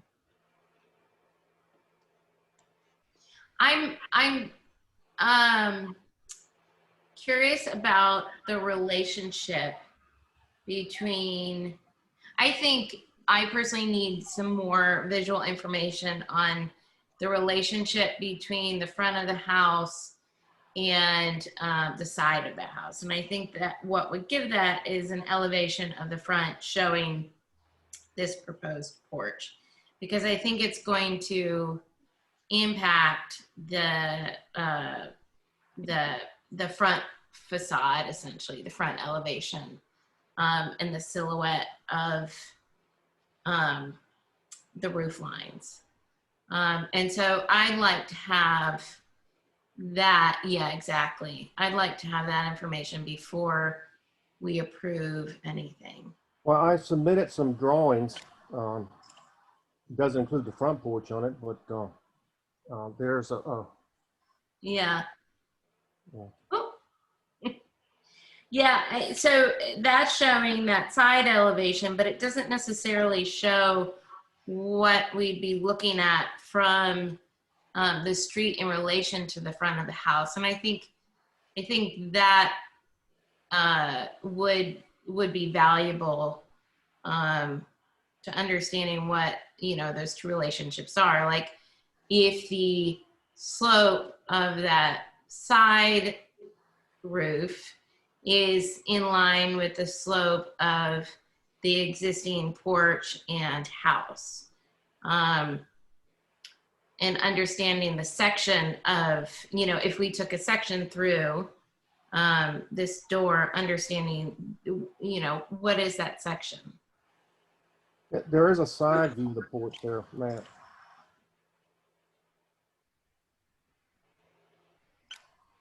That right there. Oh, okay. And so is that slope the same as the existing roof? No. The existing roof is a lot steeper. Existing roof is probably 612. This would be 412. I'm limited on this one because it would come up underneath the window that's above it. I was just going to point out, we do get a little bit of that perspective that you're looking for, Aaron. Matt, if you could go back to the picture of the corner of the building. Right, yep. That one. The roof, it looks like from the drawings, will be starting right under that window on the second floor. And correct me if I'm wrong, Mr. Meeks, it looks like that window is about level with the one on the front porch there. Yes. So Aaron, that might give you some idea what you're looking for, sort of perspective of how high that roof line would come up.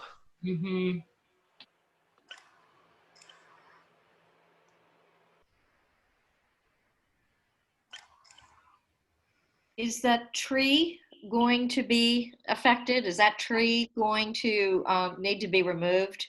No.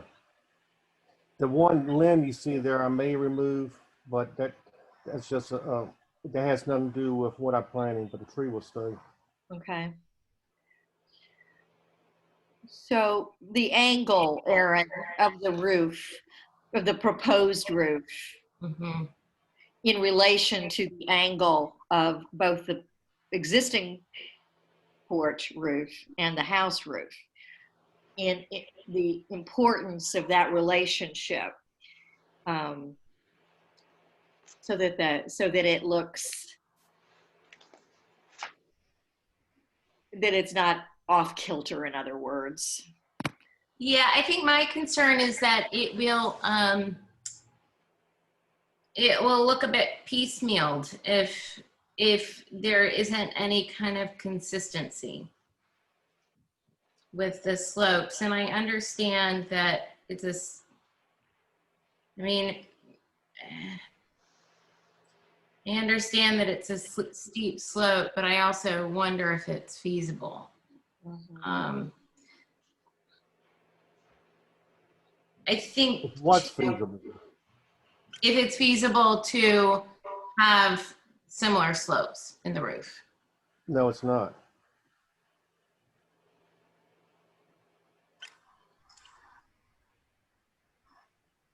I guess my other question would be, not in relation to the roof, would be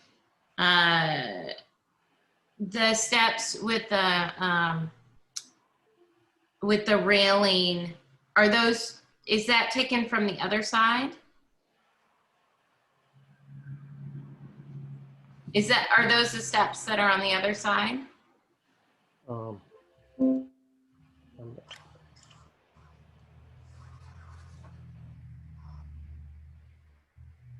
Those are not. That's at a different location.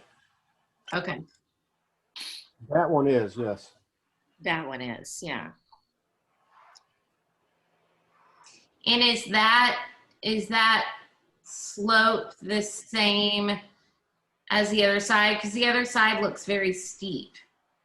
No, the slope on this side is a little different because it's heading toward the middle of the house.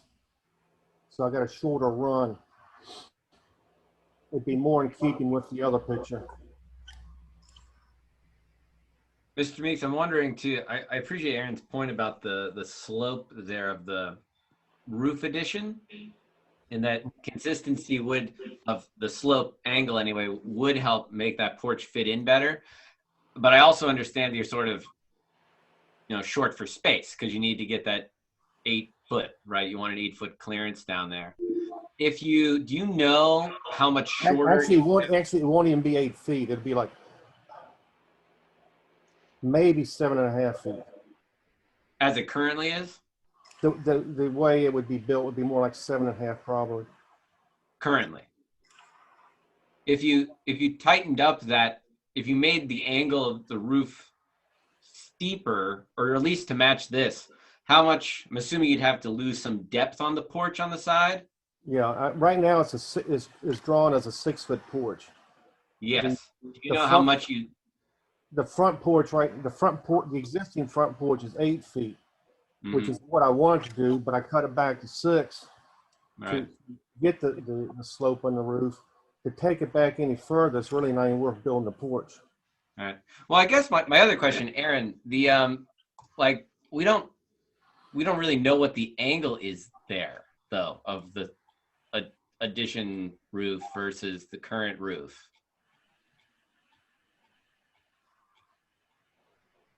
Are you asking me?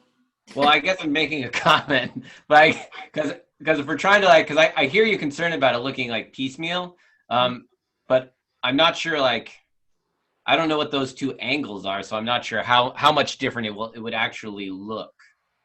Yeah, well, and that's the point I'm making about having a front elevation drawing that includes the porch. Okay, that makes sense. I mean, sure, I can sit here and I can try and imagine it, but without the drawing, we don't really know what the elevation will look like from the street. Right. And in truth, Mr. Meeks, you know, when it's drawn, I guess, like it's one thing to add a porch, but if you don't have the context, then it doesn't. I think we need the context to understand the relationship between the front facade and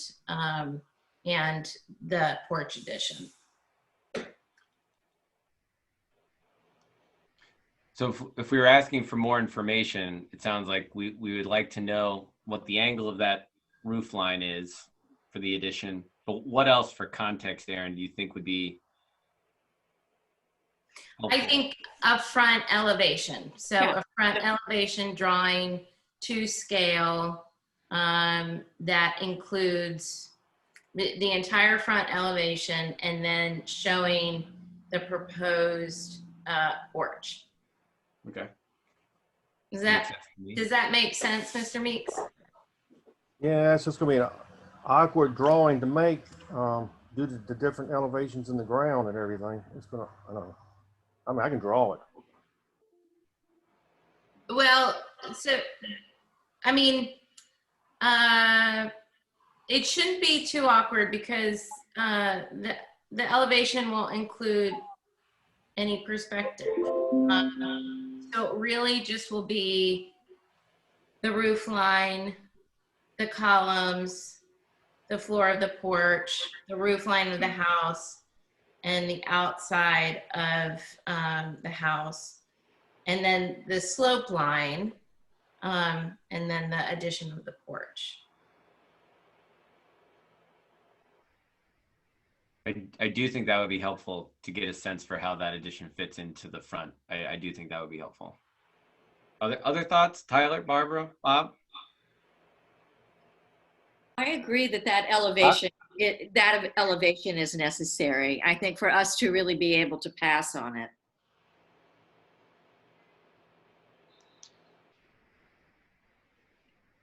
No comments.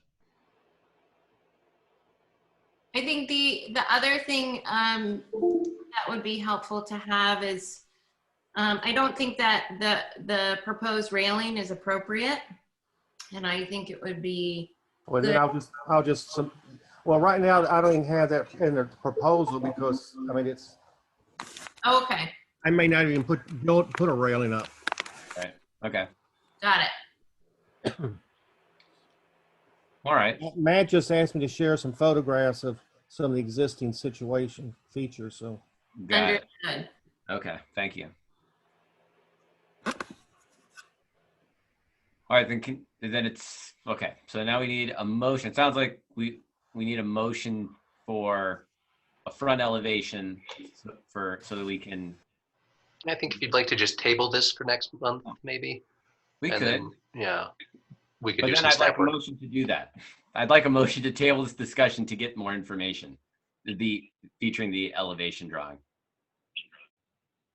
I move to table this conversation until next month, with the benefit of an elevation that shows the new proposed porch in relation to the existing facade. I second that motion. All in favor? Aye. And opposed? Aye. All right. Motion carries. So we'll table this until next month, but I think that elevation will be very helpful. What is the date for your next meeting? First Thursday of January. Okay, 7th. January 7th. Thank you. okay. All right. Thank you, All right, Mr. thank you. Meeks. Thank you. Thank you, Mr. Meeks. Thanks.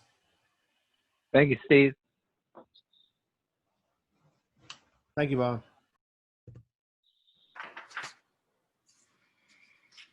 All right, Mr. Schmidt, thank you for patiently waiting. No worries. And welcome again to town. I think we all introduced ourselves last time. Yes.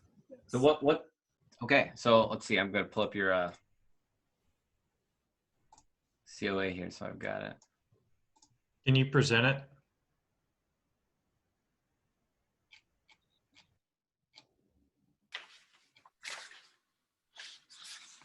Or can someone present it? I mean, can all right, can you pop it up on the screen real quick? But it's the Masonic Lodge building on the corner of Main Street, Valley Street, or right next to the police station. Matt, can you screen share that COA? Ah, there we go. Thank you. Thanks.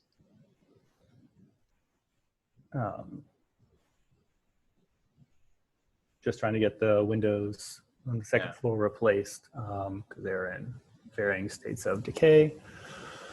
Had the Pella rep out, I guess, right before your last meeting. I kind of talked with him. So I got his recommendations. He likes the 220 series for this. You can get the grill down the middle, at least on the side ones. You look at the front of the building, there's no grill. So that one would not have it, to try and keep it matched. There's one that's also a picture frame window along the side, kind of over top of a very small picture frame window. On the, I guess, right-hand side, you can kind of see it, the bottom right-hand, the tiny little window, that's the only one that doesn't move. But that's about it. Just trying to get things back to being watertight. So, that's the current plan. I'm sure you'll be hearing more from me as future things go to work on it. But, so just so I'm clear, Mr. Schmidt, are you replacing all of the windows that have the arrows? Yeah, I mean, all the upstairs windows. Okay. So they all match. With the existing style. So a grill. Yes. So it would be a single vertical grill. I mean, so the ones in the front are just big panes. You can, I don't know, that one doesn't shut. As you can see, it's still half open because it no longer works. But the others are just two panes, but the side and back of the building have a single vertical grill on each pane. So they're not quadrants really. It's a single one that goes down the middle. You can see rot on that one. Yeah. But yes, it's about I think 1 inch grill is what Pella had to offer, and that's pretty much what these are very close. These might be 7/8, but 1 inch is a little closer. And you're proposing wood, is that correct? No, I think the 250s are vinyl. Yes, vinyl. So, Mr. Schmidt, that brings up the question and the issue. One of the things that we're striving to do, especially with these buildings that are, that contribute to the historic character of the town, is particularly with windows and with other COAs that have come before us, we have strongly suggested that quotes be obtained on what it would look like to try to replicate these windows with wood, because that's what they originally were. Even though they're second story and not on the ground floor, I thought second story, it looked pretty good. Well, it's a tough question. We're trying very hard to be consistent with everyone. We can't, if we deviate, then, our credibility comes into question. And I know that I can say that there have been decisions, where we have looked at other materials, and when the materials are very, very comparable, we may take it under consideration, but really, insofar as windows are concerned, we've urged people to, get those quotes so that if they can be replicated as they originally were, then that would be the ideal. Okay. Anybody else? I don't know what the last. I would strongly encourage that, just given the nature of the significance in. Okay. Seems to make sense. Okay. Yeah, I mean, new ones are brutally expensive. Maybe some could be. I mean, I could maybe keep them single pane. Okay, I'll do some research then. Or maybe there's some consideration on size of buildings. You don't know. I mean, maybe something we could have a discussion about. True. What did you say, Tyler? Size of? I was saying maybe if there's, and I don't know all the perspectives and different sides of the building, maybe if there was a conversation about wood in a certain side of the building, but not on another. Right. Okay. I know that Pella offers a wood window with an aluminum outside, which from the second story, and actually truthfully from the first story too, they don't stand out as looking like they're aluminum. Mm-hmm. And they're very and they're double pane, and you can get them at whatever mullion pattern you need to get them at. So that might be worth looking into, and I think it might be helpful for us to have a visual comparison of what the wood window looks like and what the wood window with the outside aluminum would look like.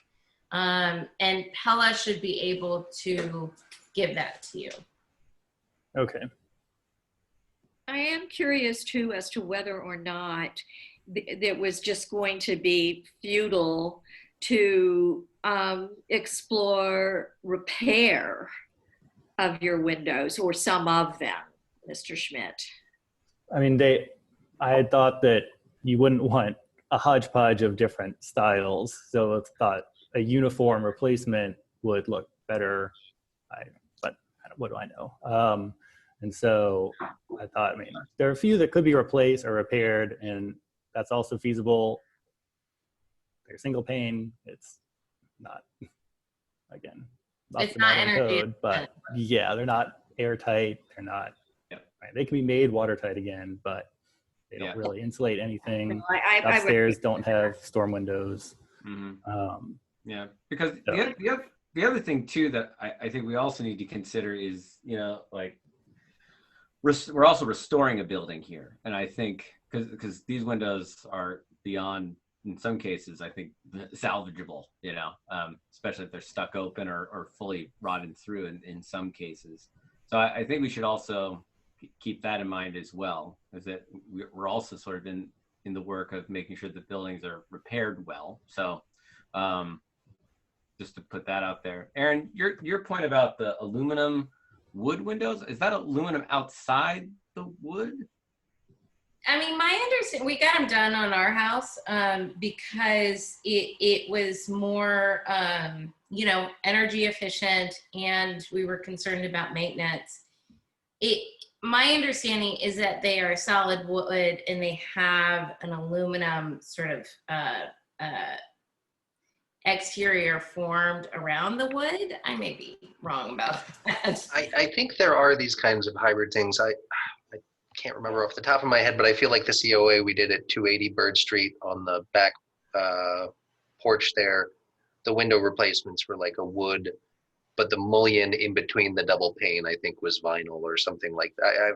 I might be wrong about that, but yeah, I think that was another one we considered that had that sort of hybrid, wood frame and some other thing. I remember it being that solid wood seemed a little prohibitive and in cost, and it seemed like a maintenance nightmare, and that having aluminum on the outside, if they're painted white, you don't even really see that it's aluminum. Mm-hmm. And it's also easier to maintain. What I hear Barbara saying is that we would just like to see a quote And Pella should be able to offer you images within that quote. Okay. So that there is a kind of comparison and there's more information to make a decision from. Okay. They call the product line traditional reserve. That's certainly something you can ask for. I haven't shopped those myself. I will note that down. And as Zach said, I think in the interest of renovating and preserving a building, I think, of course we'd prefer it to be accurate to what it was built as. And in the interest of making it energy efficient and, and of course, realistic financially, I think that it's just important to have all of the information. Okay. Yeah, I can get them to make me a quote. They have all the dimensions already, so they should be able just to plug it in and break it out into various materials and designs.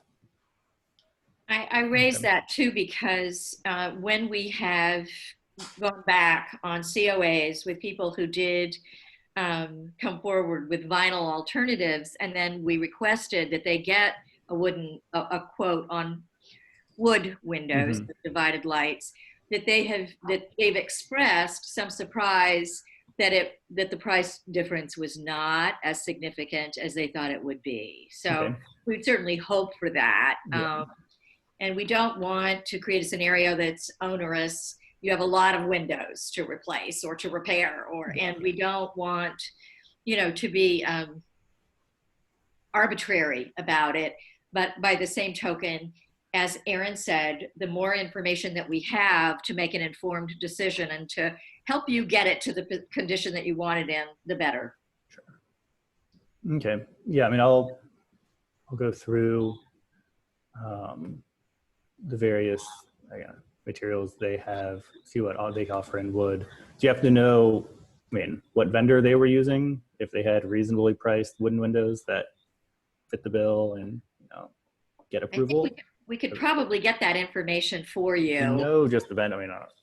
I'm not wedded to Pella. They just came out and gave me a free quote, and they, do their own installs and have a decent reputation. So yeah, we're not wedded to vendor. The only thing we request is just sort of like a sample, of the quote, and a picture. In this case, I think would do for what it would look like. But we should have some of that information on file with old COAs where we've had this discussion. So I think Matt and I could take a look through that, and certainly Mr. Schmidt, we could get you some. Matt's got my email. Yeah, we could send you some recommendations for vendors that have been able to provide these in the past. That would be great. I misunderstood your question. I see. Oh, sorry. Yes, I misunderstood your question. Yeah, that's okay. Well, that's all for me for now then. I don't know if you have any other questions, but I think that's... What's second on your repair list? There's some stuff up along, if you look at the front of the building, the waterproofing wrap they did over top of the thing is starting to peel off one corner. It's part of the roof system that they've cobbled together on the top. Have someone crawl up there, look at the roof, because it's a mix of materials. It's half metal and half rubber membrane at the bottom third, and then metal for the top 2/3. So go up and look at that. There's some repointing work and brickwork around some of the sides, especially, it's rough looking where the old buildings used to be, but I think that you guys don't change that as far as I know with repointing, because that's the historic aspect of it. But as far as where bricks are loose and stuff, they need to put in, there's a hole in the wall under one of the windows. You can probably see it in one of those pictures on the second floor. That'll need to be taken care of. So a list of things. There's no shortage. May I ask a question? Yeah. This is Bob. I was just curious, what is the upstairs used for? Is it apartments? Currently, the Masons are still renting it out. They sold the building. Okay. And they're leasing the upstairs back. We'll probably try and do apartments in the future once the Masons leave. But they're trying to find a different chapter to merge with, or a different building, or something like that. Yeah, I thought that's who was up there. Yeah. Well, good luck to you. Thank you. I appreciate it. You're welcome. Okay, well then, can we get a motion? It sounds like we need a motion to meet in January then with updated quotes and materials to finalize this particular COA. Is that the timing that you want? Keep it as old business for January? That works for me. Yeah, that's fine. Okay.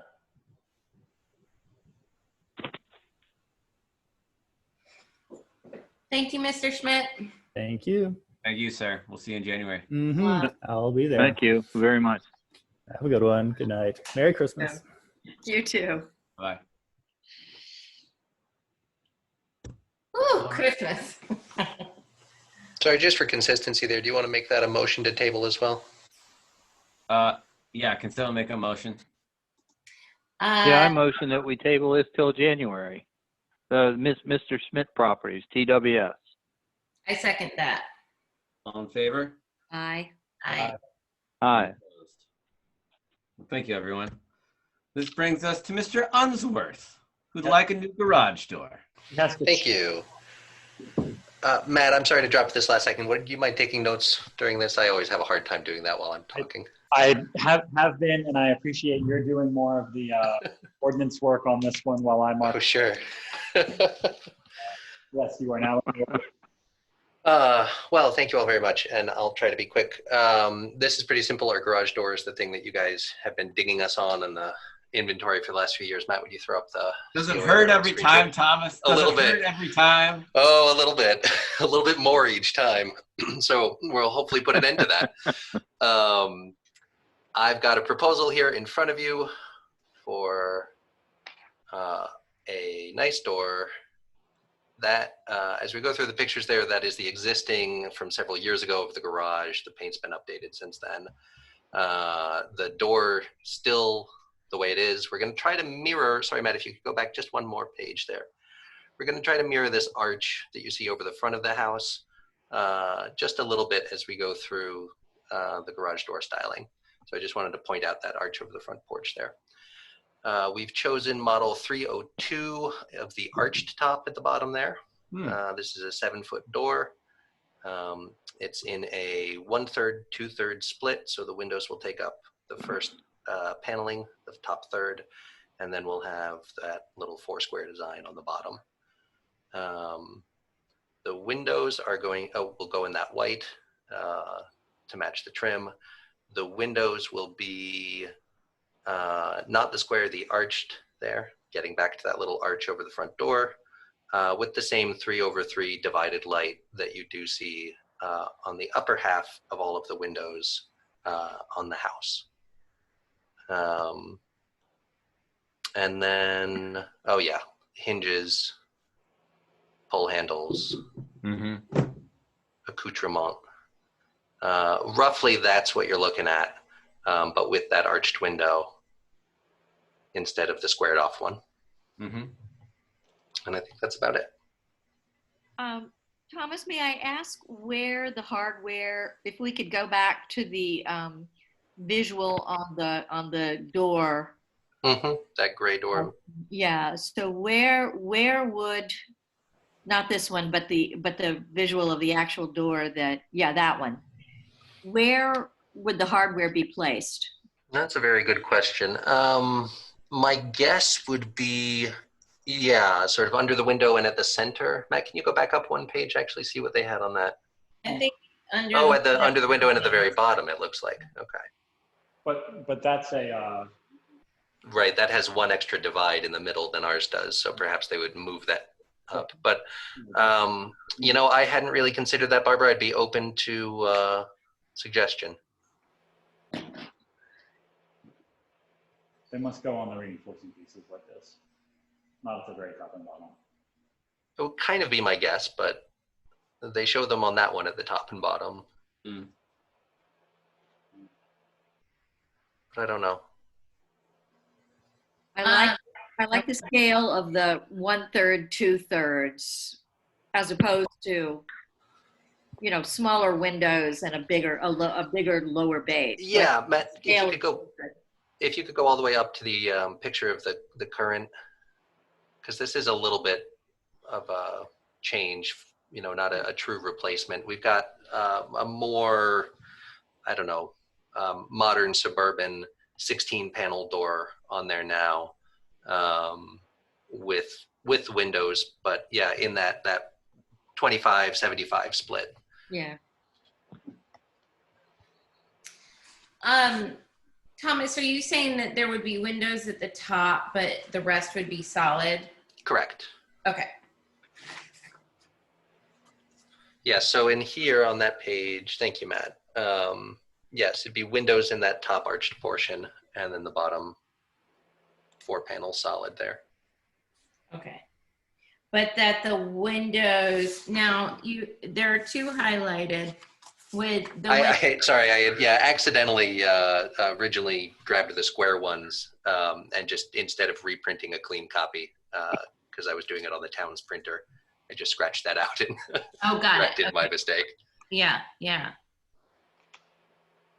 So we're going to try to kind of highlight that arch over the front, that's over the front door, where there's a similar kind of peaked roof with an arch underneath. And it's a little bit different because the garage door here is offset from the peak. But we thought that it would be a nice little accent with the windows, and maybe something that we could continue where the door is offset. It leaves a wide section of facade on the front of the garage there. And I think eventually we'll come in with a little trellis or something that might also have a rounded top there, and kind of continue that little motif. But you can see on this picture, Matt's got all of the windows on the front of the house are 3/3 divided light with the mullions. And so that's the main thing that we wanted to pick up with the windows. I think that's nice. Mm-hmm. I think it'll be a big improvement. Well, hopefully it'll get us off of the off the inventory. Oh yeah, you'll do that for sure. No, I think it's going to look very compatible with the Dutch colonial style of your home. I think that'll look good. Yeah, I think it's nice to pick up that arch. All right, it sounds like we're ready to approve this COA. I move to approve the COA. I second. All in favor? Aye. Aye. Motion carries. Thomas, you get a new garage door. Thank you all very much. I can't wait. Hopefully we can have it done before the inventory. Oh boy. Gotta hurry up. The race against the clock there, Thomas. That's right. All right. While we have Mr. Lucas on the line, hello. Hey guys, how are you all? Good. I hope you got some good practice in there while you were waiting. Thanks for staying on the line. 2 hours of practice is where. Oh, look at you go. I probably learned a couple new licks. So yeah, we're just, I guess, looking for some information. Where are you with the bus depot updates? Okay.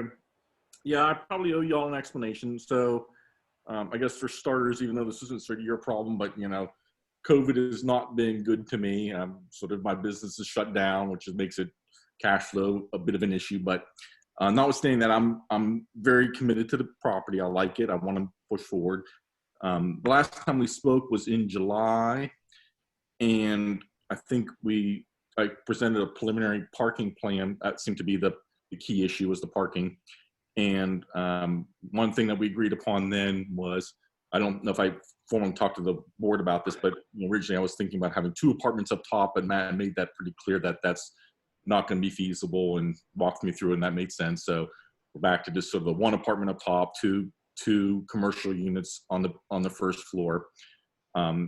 So the couple things I wanted to figure out up front was parking. That's where that was sort of one of the big issues, and then also some utility issues, particularly around water. The good part is I got the water figured out. The Rivanna Solid Waste Authority we worked it out. I got 3 separate water feeds for each one for each unit, which which is good because that had to be resolved.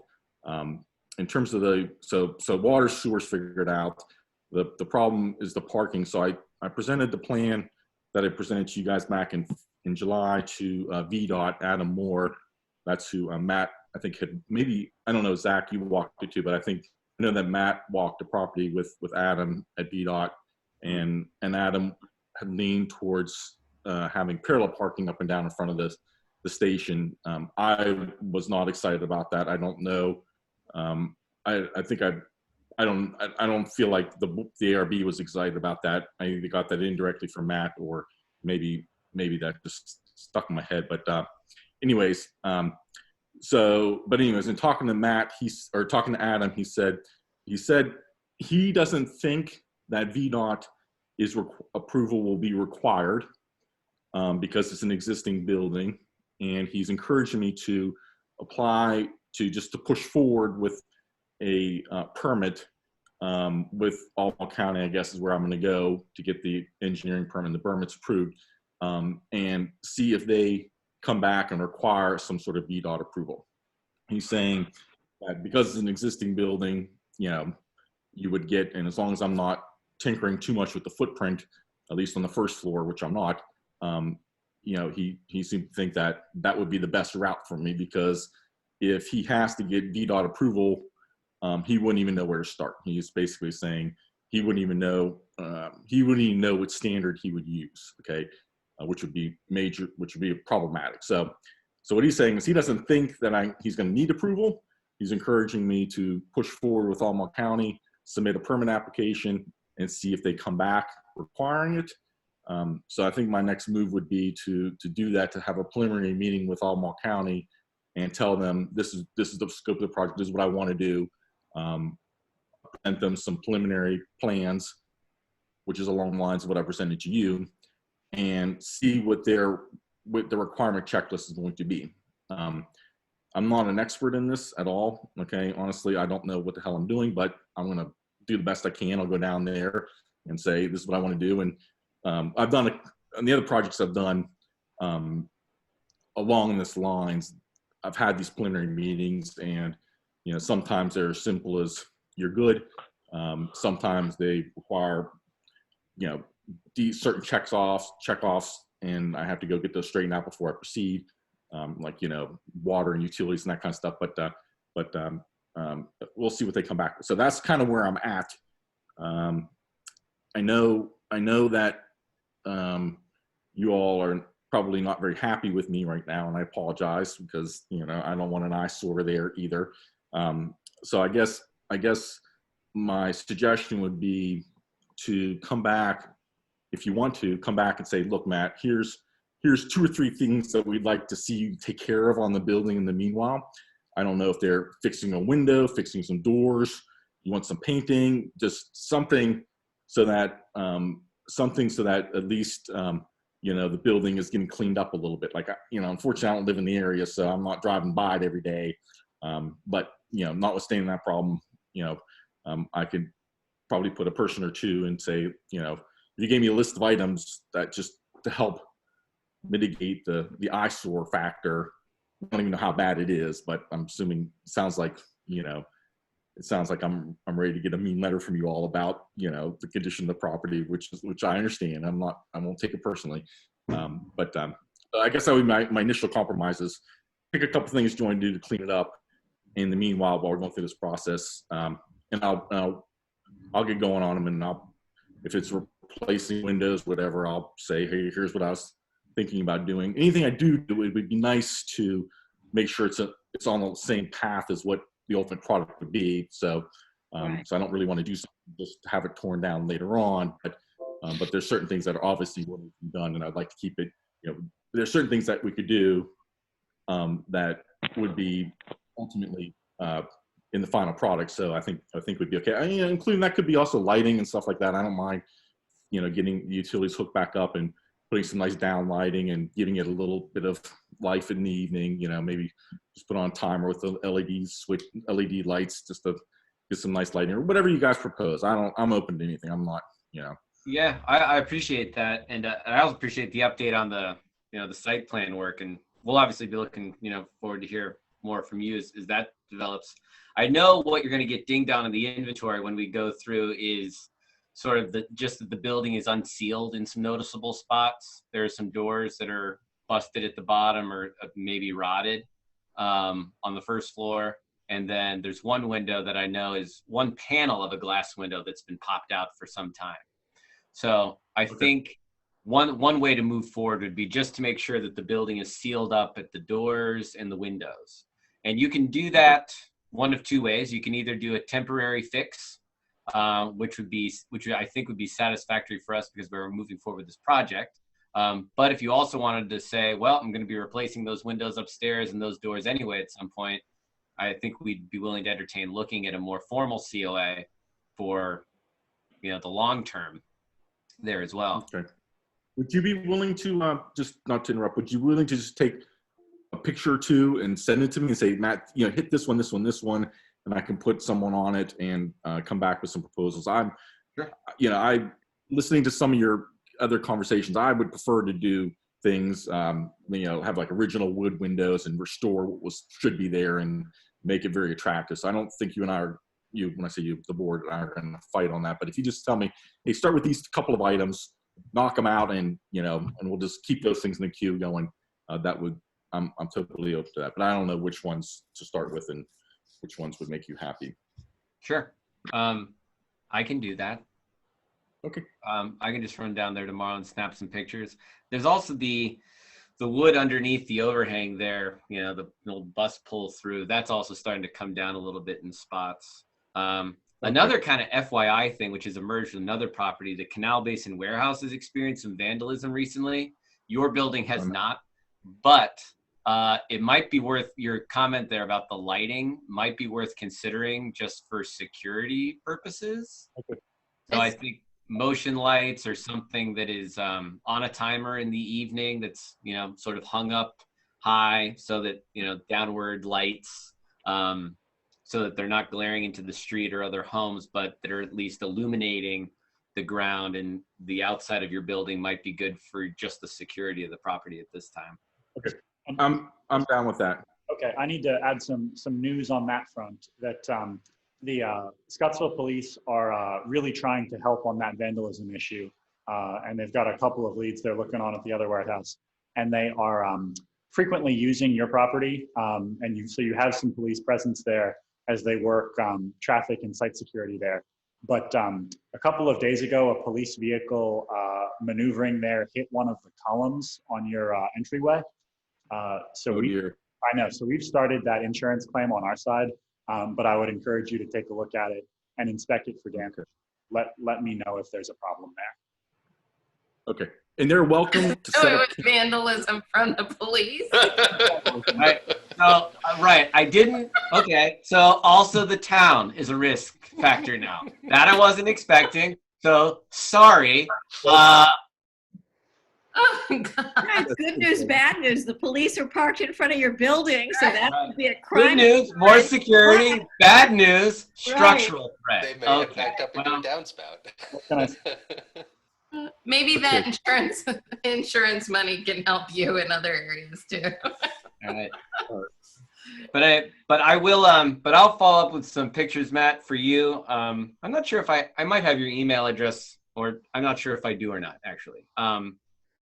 But if I don't have it, I'll send the pictures to Matt Lawless, and he can forward them to you if I don't have your email specifically. But I'll take pictures of those items, and then, like I said, I do think some lighting in the evening would probably be a benefit for you in the interim. Okay.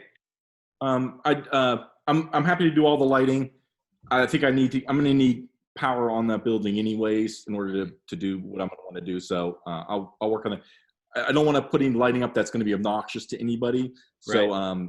So I think sensors are a really good idea, but I think some down lighting and just some indirect lighting would be kind of pretty too. So, and I think I'm happy just to start to put a proposal together, and I'll just email it to I guess that's probably something I'm gonna have to run through the ARB. So why don't I, either A, you can put a proposal and say, Matt, we would like to see lighting on these corners right here and this, and that would work really well for me. You guys hear me okay? This is my internet's unstable. I can hear you. Your picture slowed down there for a minute. Can We I? don't care about the picture. As long as Yeah, maybe try turning your video off might help with bandwidth. Okay. I guess what I'm saying is that if you have specific ideas on what lighting you would like to see in term for security purposes, send them also to me, and I'll get someone down there to do that. And also just tell the Scottsville police I accept their apology and they're welcome to set up camp there as much as they want. Doesn't matter to me. I will do that. Thank you very much. We addressed a similar construction lighting project last month and had some guidance for Walter Neighbors. Can I send that to Matt Lucas as a starting point? Yeah. Okay. Is there anything else on the property other than just the windows and the door, which I understand, and maybe look at the column of some light? Is there anything else that is an issue? Like, I don't send anybody down there to do landscaping or I mean, like just weeds or anything like that. Or is there anything else I need to know or that people are upset about? Because I don't want to have a bad reputation with folks. So is it pretty much okay as is, other than two little things? I know that the resident next door is interested also just in the back, sort of cleaning that up a little bit. Which resident? Dave. Okay. So talk to Dave. Yeah. All right. Checking with Dave. I know the retaining wall is going to be an engineering challenge. We are forecast for a wet winter, and I'm concerned about erosion and mudslide. I know you're at a small enough site where you're exempt from county erosion and sediment control, but there continues to be a mud and erosion problem there. Okay. All right. My next move is I got to get a soils guy out there to do a soil sample to see what I can build on and get the structural guy. Do you guys, based on what VDOT told me on the parking, is that at all consistent with you've experienced on other buildings that has sort of been restored in your area, or is that inconsistent? Does anybody have VDOT come and say, you don't want to involve me, and I think you don't have to involve me? Yes, I have encountered that on other projects, that many of the buildings in town are non-conforming for VDOT standards, and there's no way to make it comply with modern traffic standards. And so they have to resolve that on historic buildings. So they do that. Okay, well, his resolution was, hey man, I'm gonna try to avoid having me review it, and I think you can get away with that. I just thought that was interesting. So anyways. That's consistent, and I have the same problem with site development standards in the town zoning ordinance, and it helps to give priority to this body, and if we can assure that it's qualifying from a historic preservation standpoint, it's easier to give a waiver on the site plan side. Okay. And then in terms of approaching the county and doing my preliminary meeting, I'm just going to present to them what I presented to you, even though nobody signed off on anything.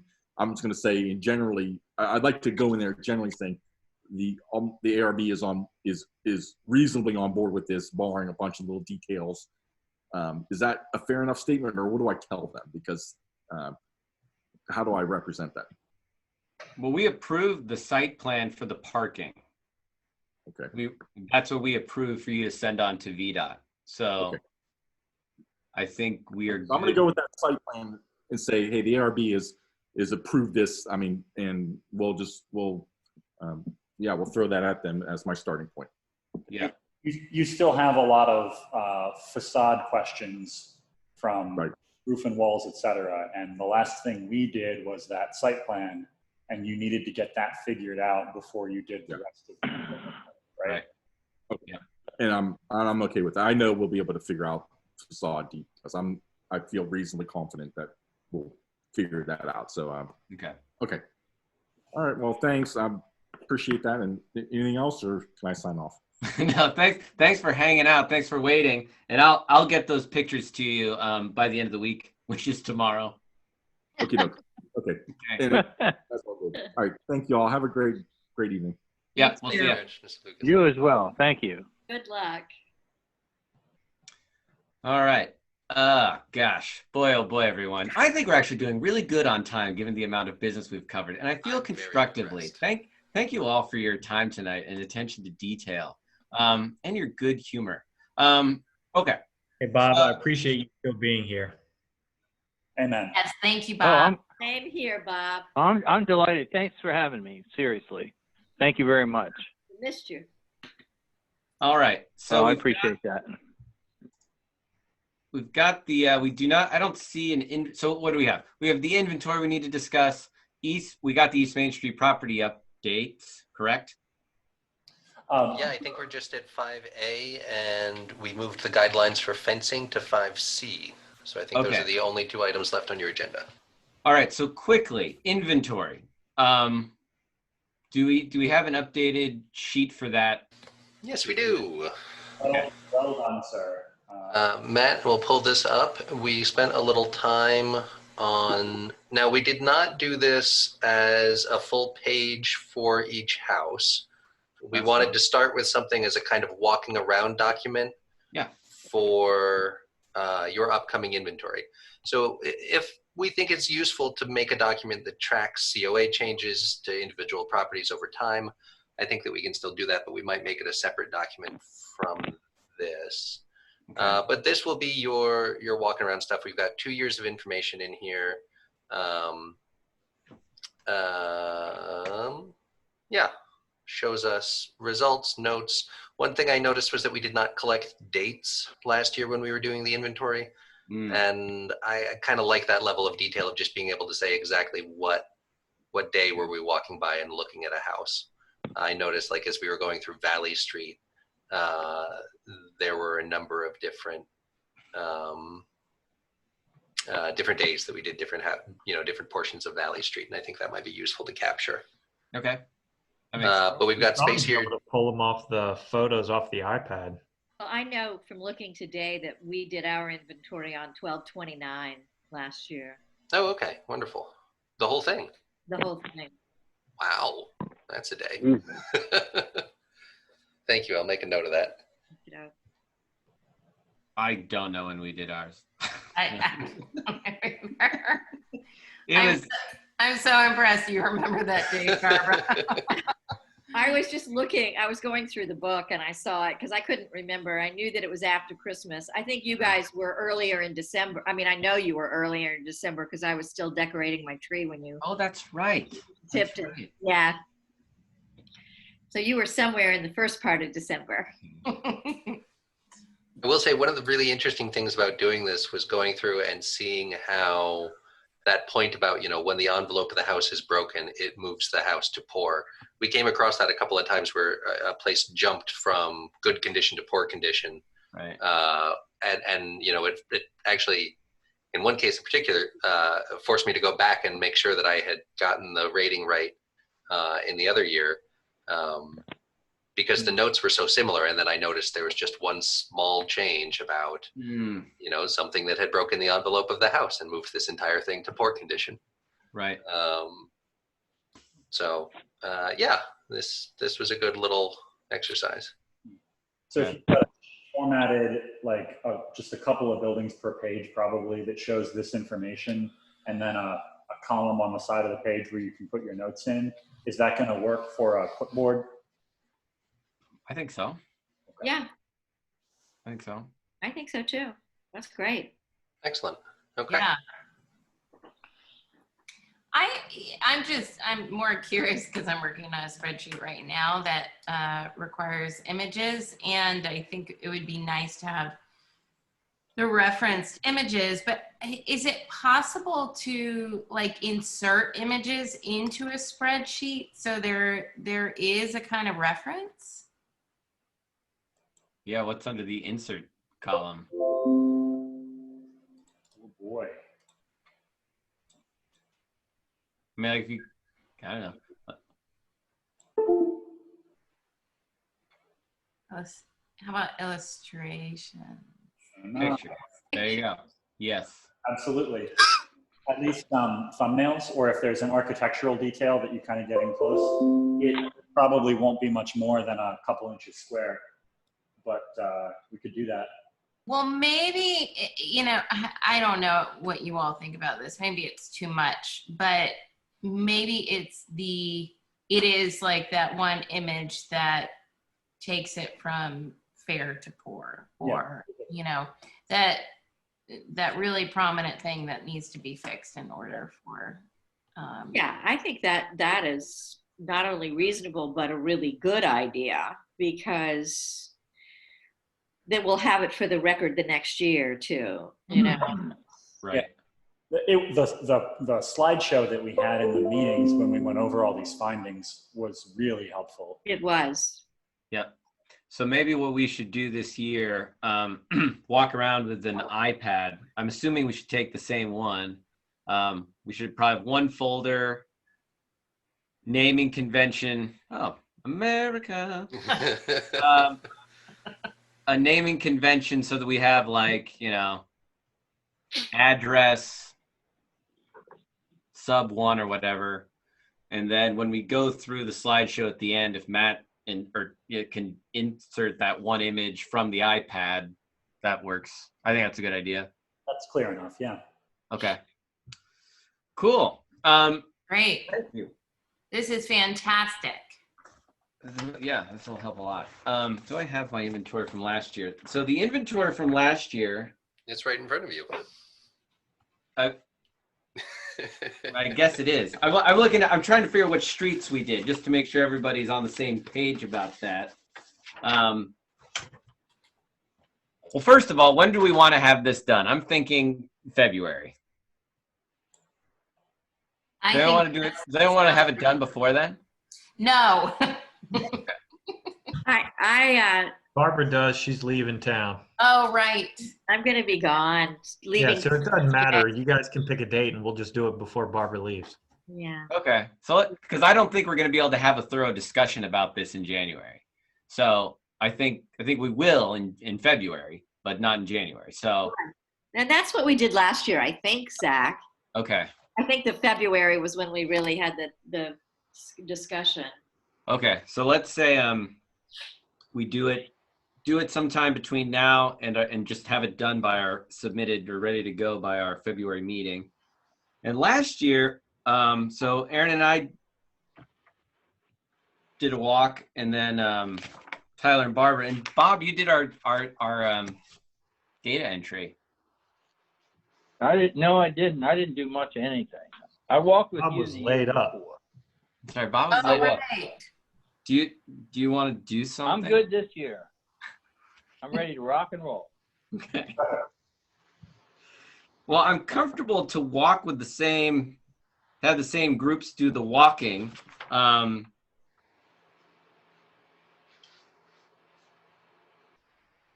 If Bob, you want to do if we give you the notes, and I don't know, how do we want entering the notes is the part of this process, actually.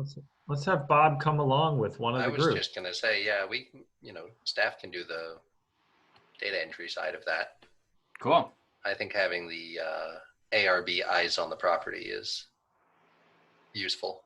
All right. Well, Barbara, when do you, sorry, I wonder if, well, I don't know if this is helpful, but Barbara, when do you leave? Christmas Day. Oh gosh. Is it helpful for Bob to go instead of you? Is that? That's fine with me, but I mean, whatever anybody wants. I asked Tyler if it would be feasible to do it before the end of December, just because we are going to have to leave. He said he could. That really is also, I mean, it's now December and we have to have the material to work with to go. I'm really fine either way, whatever works for everybody else. Maybe take a smaller bite. Perfectly. So I was just going to say, I'm maybe take a perfectly smaller healthy bite. to do this. Sorry. What? I was going to say maybe we just take a smaller bite and do a portion of it before Christmas with you and Tyler, and a portion of it after with Tyler and Bob. Split it up that sort of way. It only took us 3 hours. We did the whole thing Okay. in 3 hours because we had done it the year before. So, you know, there is something to be said for the same eyes looking at the same piece of property and recognizing the things from the year before. But it really, again, you know, it's whatever you guys want to do. And if it's still feasible for you, Tyler, to do it before the 28th when's Christmas? 25th. Do you think it is feasible? What? Yeah, absolutely. I could do it this weekend. Just go with the video and Bob can settle all of your vicious arguments. Yeah. Bob, you need to be 8-minute mile to keep up with us. I can do it. I'm telling you. I've got new tennis shoes. Would you have the spreadsheet ready for us if I picked it up tomorrow? Not Who, me? It's a lot of formatting to get it print ready. Sorry. Yeah. No, I could do it. Yeah, I could do it probably a day next week or like the 13th. Okay. All right. I'm going to say 13th is okay. The only thing I know I have is next Monday. Yeah. Yeah. Could do the 13th. Bob, how are you on the 13th? I haven't looked, but I'm sure I'm okay. Matt, we could streamline this just a bit by getting the photos for their side of town in by the 13th. And then if Zach and Aaron aren't going to do their side of town until a little bit later, just prioritize that. Yeah, we need to.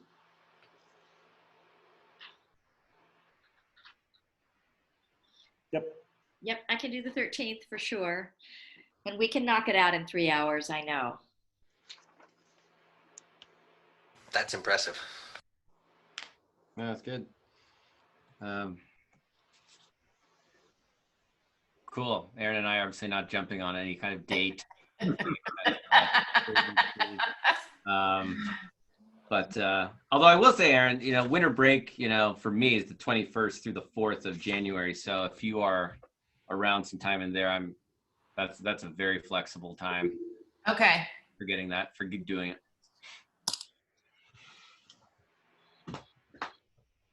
But you can get back to me with a day that works for you sometime in that window. Okay. Yeah, let me get back to you. Okay. And Matt and Thomas, if you can just give me a holler when the spreadsheet's ready. Absolutely. And then I'll arrange to get the tablet at the same time, the iPad. Great. Cool. All right. Sounds good. We'll plan to have all of this. Well, for February, we'll just come with our notes. Or do you want to have it all recorded by then in a document that we can all look at simultaneously? Maybe that would be nice. That's what we did. We had the results tagged and the PowerPoint made for February's meeting. All right. So when we're done, then we'll just hand off our spreadsheets to you guys and the iPads, and then we'll have a review of everything in February. Okay. That sounds really good. All right. Oh yeah. So our fencing guidelines, we need to approve these immediately and then send them to our neighbors. I do feel really good about where these stand, and I had a nice chat with my counterpart in Middleburg. You'll be happy to know that they are now undertaking a project to fully redo their design guidelines. You can tell that was kind of an older document for them, and it served them well, but they're ready to redo everything. So it was a laugh that we thought that this was just great, and we're ready to copy the thing that they were about to throw out. Nice. That sounds about right. Yeah, I was going to say that pretty much lines up with our timing. Okay.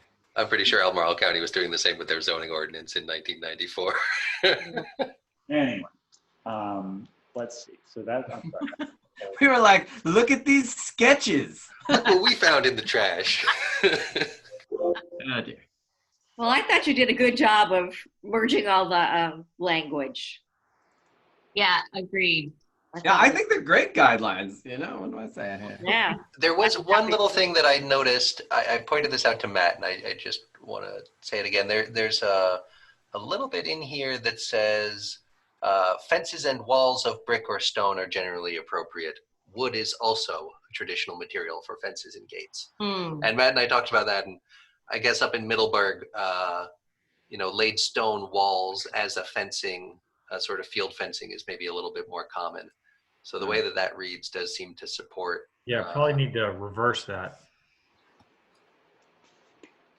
Whatever you guys feel you need to. I just noticed that in this final version and wanted to point it out. I felt it too. It was a sentence I was stumbling over and wasn't quite sure how to fix. I mean, we don't really have that many fences and walls of brick or stone.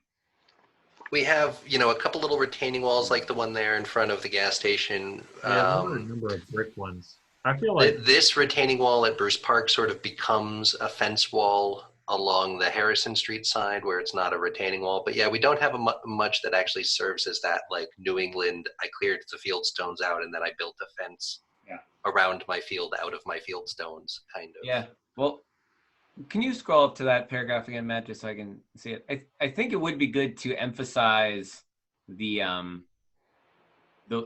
basically from wood is also a traditional to the end, and then maybe add the fences and walls of brick or stone at the very end or before the ornamental iron bit.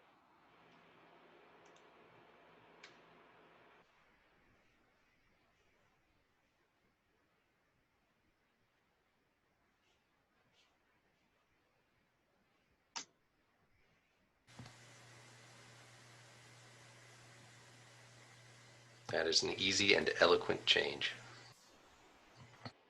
Eloquent. Let's see. But then this sorry. Except for the formatting problems. now it's, don't you want the wood and then more wood? Well, I was saying put the fences and walls at the end. Yeah. Because that's the least common. Yeah.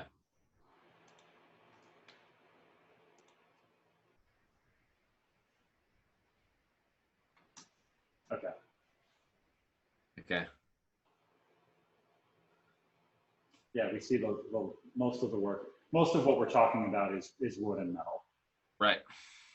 Cool. And then, so the bullet points are all there, sort of in priority order of the most important consideration. And then as I looked at this more closely, I found it really helpful for the material and design details. Yeah.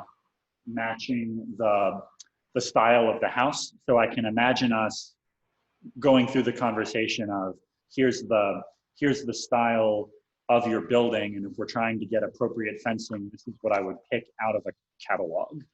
Right. And I can see us working with a materials provider in a catalog and doing that. So the only thing I didn't see, and when we met last time to talk about sort of our principles, what we didn't really say to go ahead and include was this issue around at least touching the issue of the appropriateness or inappropriateness of like farm fencing or agricultural fencing within the town limits, and I didn't know, Aaron, you would raise that right away, and that certainly goes right to the Methodist Church fence. So do we want to address that in this at all? Do we want a sentence that says, to use your word, Zach, farm fencing should be avoided within the town limits, or do we want to go there? Well, we had a little bit of that discussion about not necessarily avoiding, but taking it in the context of the site and the scale of the property, like in Tyler's front yard. Right. The size and scale of that being a little bit more appropriate, though they've done some things there with the brick columns that sort of break that up. But I think we discussed the hypothetical of if there was to be a fence around Jeffrey Plank's property. Right. At that scale, you wouldn't necessarily expect to see a picket fence. No. So, But yeah, but you're right. I don't see any of that language that sort of, Right. And there's a difference between the kind of board fencing on a large lot and the kind of wire and post fencing that we're seeing at the Methodist Church and then down beyond the library. I mean, that's Right. clearly farm fencing. So I don't know whether we want to raise it or not, but I feel like even if there had been something like that in our guidelines, we could have pointed to that without all of the angst with the folks from the Methodist Church. You know what I'm saying? Yeah, I do. I think where Matt's cursor is right now, we could put a sentence in there that either says farm fencing should generally be, and to Aaron's point, like it's not common in town, right? Right, So it should generally be, and we can say avoided because guidelines use that language. So, so I'm comfortable saying there at this cursor mark, farm fencing should generally be avoided or considered in the context of the lot or something like that. Exactly. I think that's the best way to go about it. I would say agricultural. I was just going to say, in the consistency with our discussion prior, we've called that agricultural versus residential. Okay.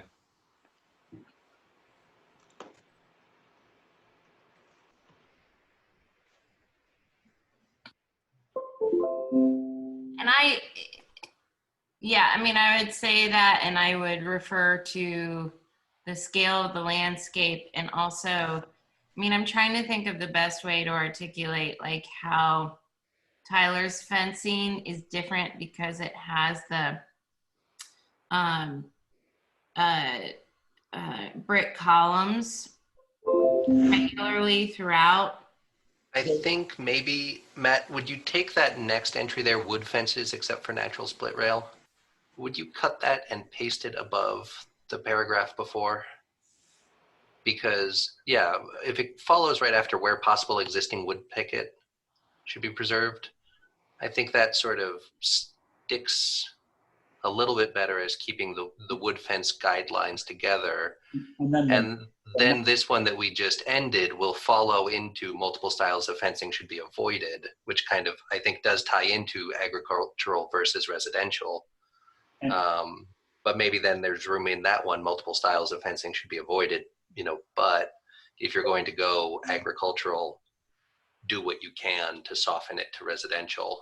And that's what we can talk about in the decision made today, that we're trying to help them introduce consistent elements of material, color, and aesthetic. Matt, I don't want to lose that last item. I just noticed you have not pasted. Yes, thank you. But yeah, exactly. I think sorry, go ahead, Bob. No, I was just saying, I was thinking about Tyler's fence, and I was on council, and I think they made special exceptions because the people who had purchased the house had large dogs, very large dogs. Right. And I think they were a little bit of a threat to the community, and we made an exception and raised the fence up. It's a tall fence, isn't it? It's 4 feet. Now? It's 4 feet, the front, but the back is 6 feet. Okay, well, maybe that's what I'm thinking about. Anyway, I just remember that there was some conversation about that because the dogs were jumping the fence or whatever and getting out. They had, what were they, Great Pyrenees or something, big white dogs. Yeah, they were huge. Yeah, and I'm sorry, I didn't mean to interject that, but I just, that fence was an issue at some point. Anyway, this is about a 3-hour meeting. I'm about to fall off of this chair. I know. Well, I think we're coming speedily to the end. I think all we need, if we're comfortable with these, Matt, can you just scroll up again to the, I just want to make sure the agricultural fencing sentence looks right, and then I think we can make a motion to approve this. Does that sentence feel comfortable to everyone? Where? I can't see. Oh, agricultural and livestock fencing should be avoided and carefully considered.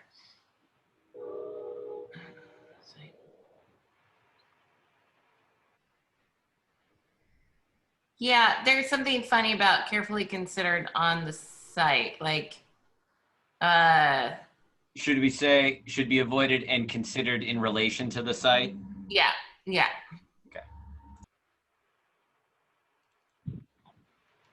Should be avoided or considered in relation, because it should be avoided, but if it's going to be pressed for, then it's more. Good point. You cannot avoid and consider. Thank you. Okay. Yeah, that looks good to me. All right. Wow, everybody. Well done. Good work on these guidelines. Okay. That's workable. A workable thing right there. All right. I think we just need a motion to approve these guidelines. I move to approve the new fencing guidelines. All in favor? I second that. Right. Thank you for the second. All in favor? Aye. And opposed? Aye. Good. We've got updated guidelines. So next steps from staff. Are these already linked? Will these be? When these to the website? I guess is what I'm saying. That's tomorrow. Now that you have adopted them, we will make them official. Great. And then I really liked Ron's idea about sending a postcard to everyone in the historic overlay district. I think that is a really good idea. You can use a template that we've used before, except for this time include a big picture of a fence on the front. And I think to direct everybody to these guidelines, whatever web page they're on, turn it into a tiny URL. Mm-hmm. Yep. Or a bit.ly. Yep. Yeah. So direct them straight to that. Well, since everyone's familiar with QR codes now with COVID doing a QR code. Sure. I'm not familiar with QR codes. I don't know. If you don't go out to eat. That is true. Do them both. I want a QR code on this postcard, and I want a bit.ly. Yep. Okay. Yeah, I'll spruce up last year's postcard and share that around before I hit print. But you'll see that next week. And if you want to make a ARB family photo, just send that over. Or else I'm using historical images from the museum. Okay. I thought it was a good idea too, Zach. I think it's a very good idea. Mm-hmm. Cool. Well, good. Did you say ARB family photo? Yes, I did. Do you want to send out a Christmas card? We have before. I mean, yeah, Christmas is a great time for it, right? We might just have to go to the historic picture for now. Yeah. Although I do think it'd be nice if we all signed the postcard like we did in years past. So if you get can you do that? Is that possible? I have a great picture from a recent trip to the National Zoo of a little sculpture garden with a bunch of chimpanzee sculptures wearing masks. If you guys feel like perhaps that's I mean, yes, but also we're so punchy. We gotta. You know, I think maybe the museum. But is there a way for us to sign something before you mass print it? Yes. Yeah. If you sign the original and then I copy that. Okay. That's great. Is there a time when we can all plan to drop by the office to put a signature on something? I'll whip it up soon, and then at your convenience, one afternoon next week. Come on down. Okay. Yeah. Great. Cool. Very nice.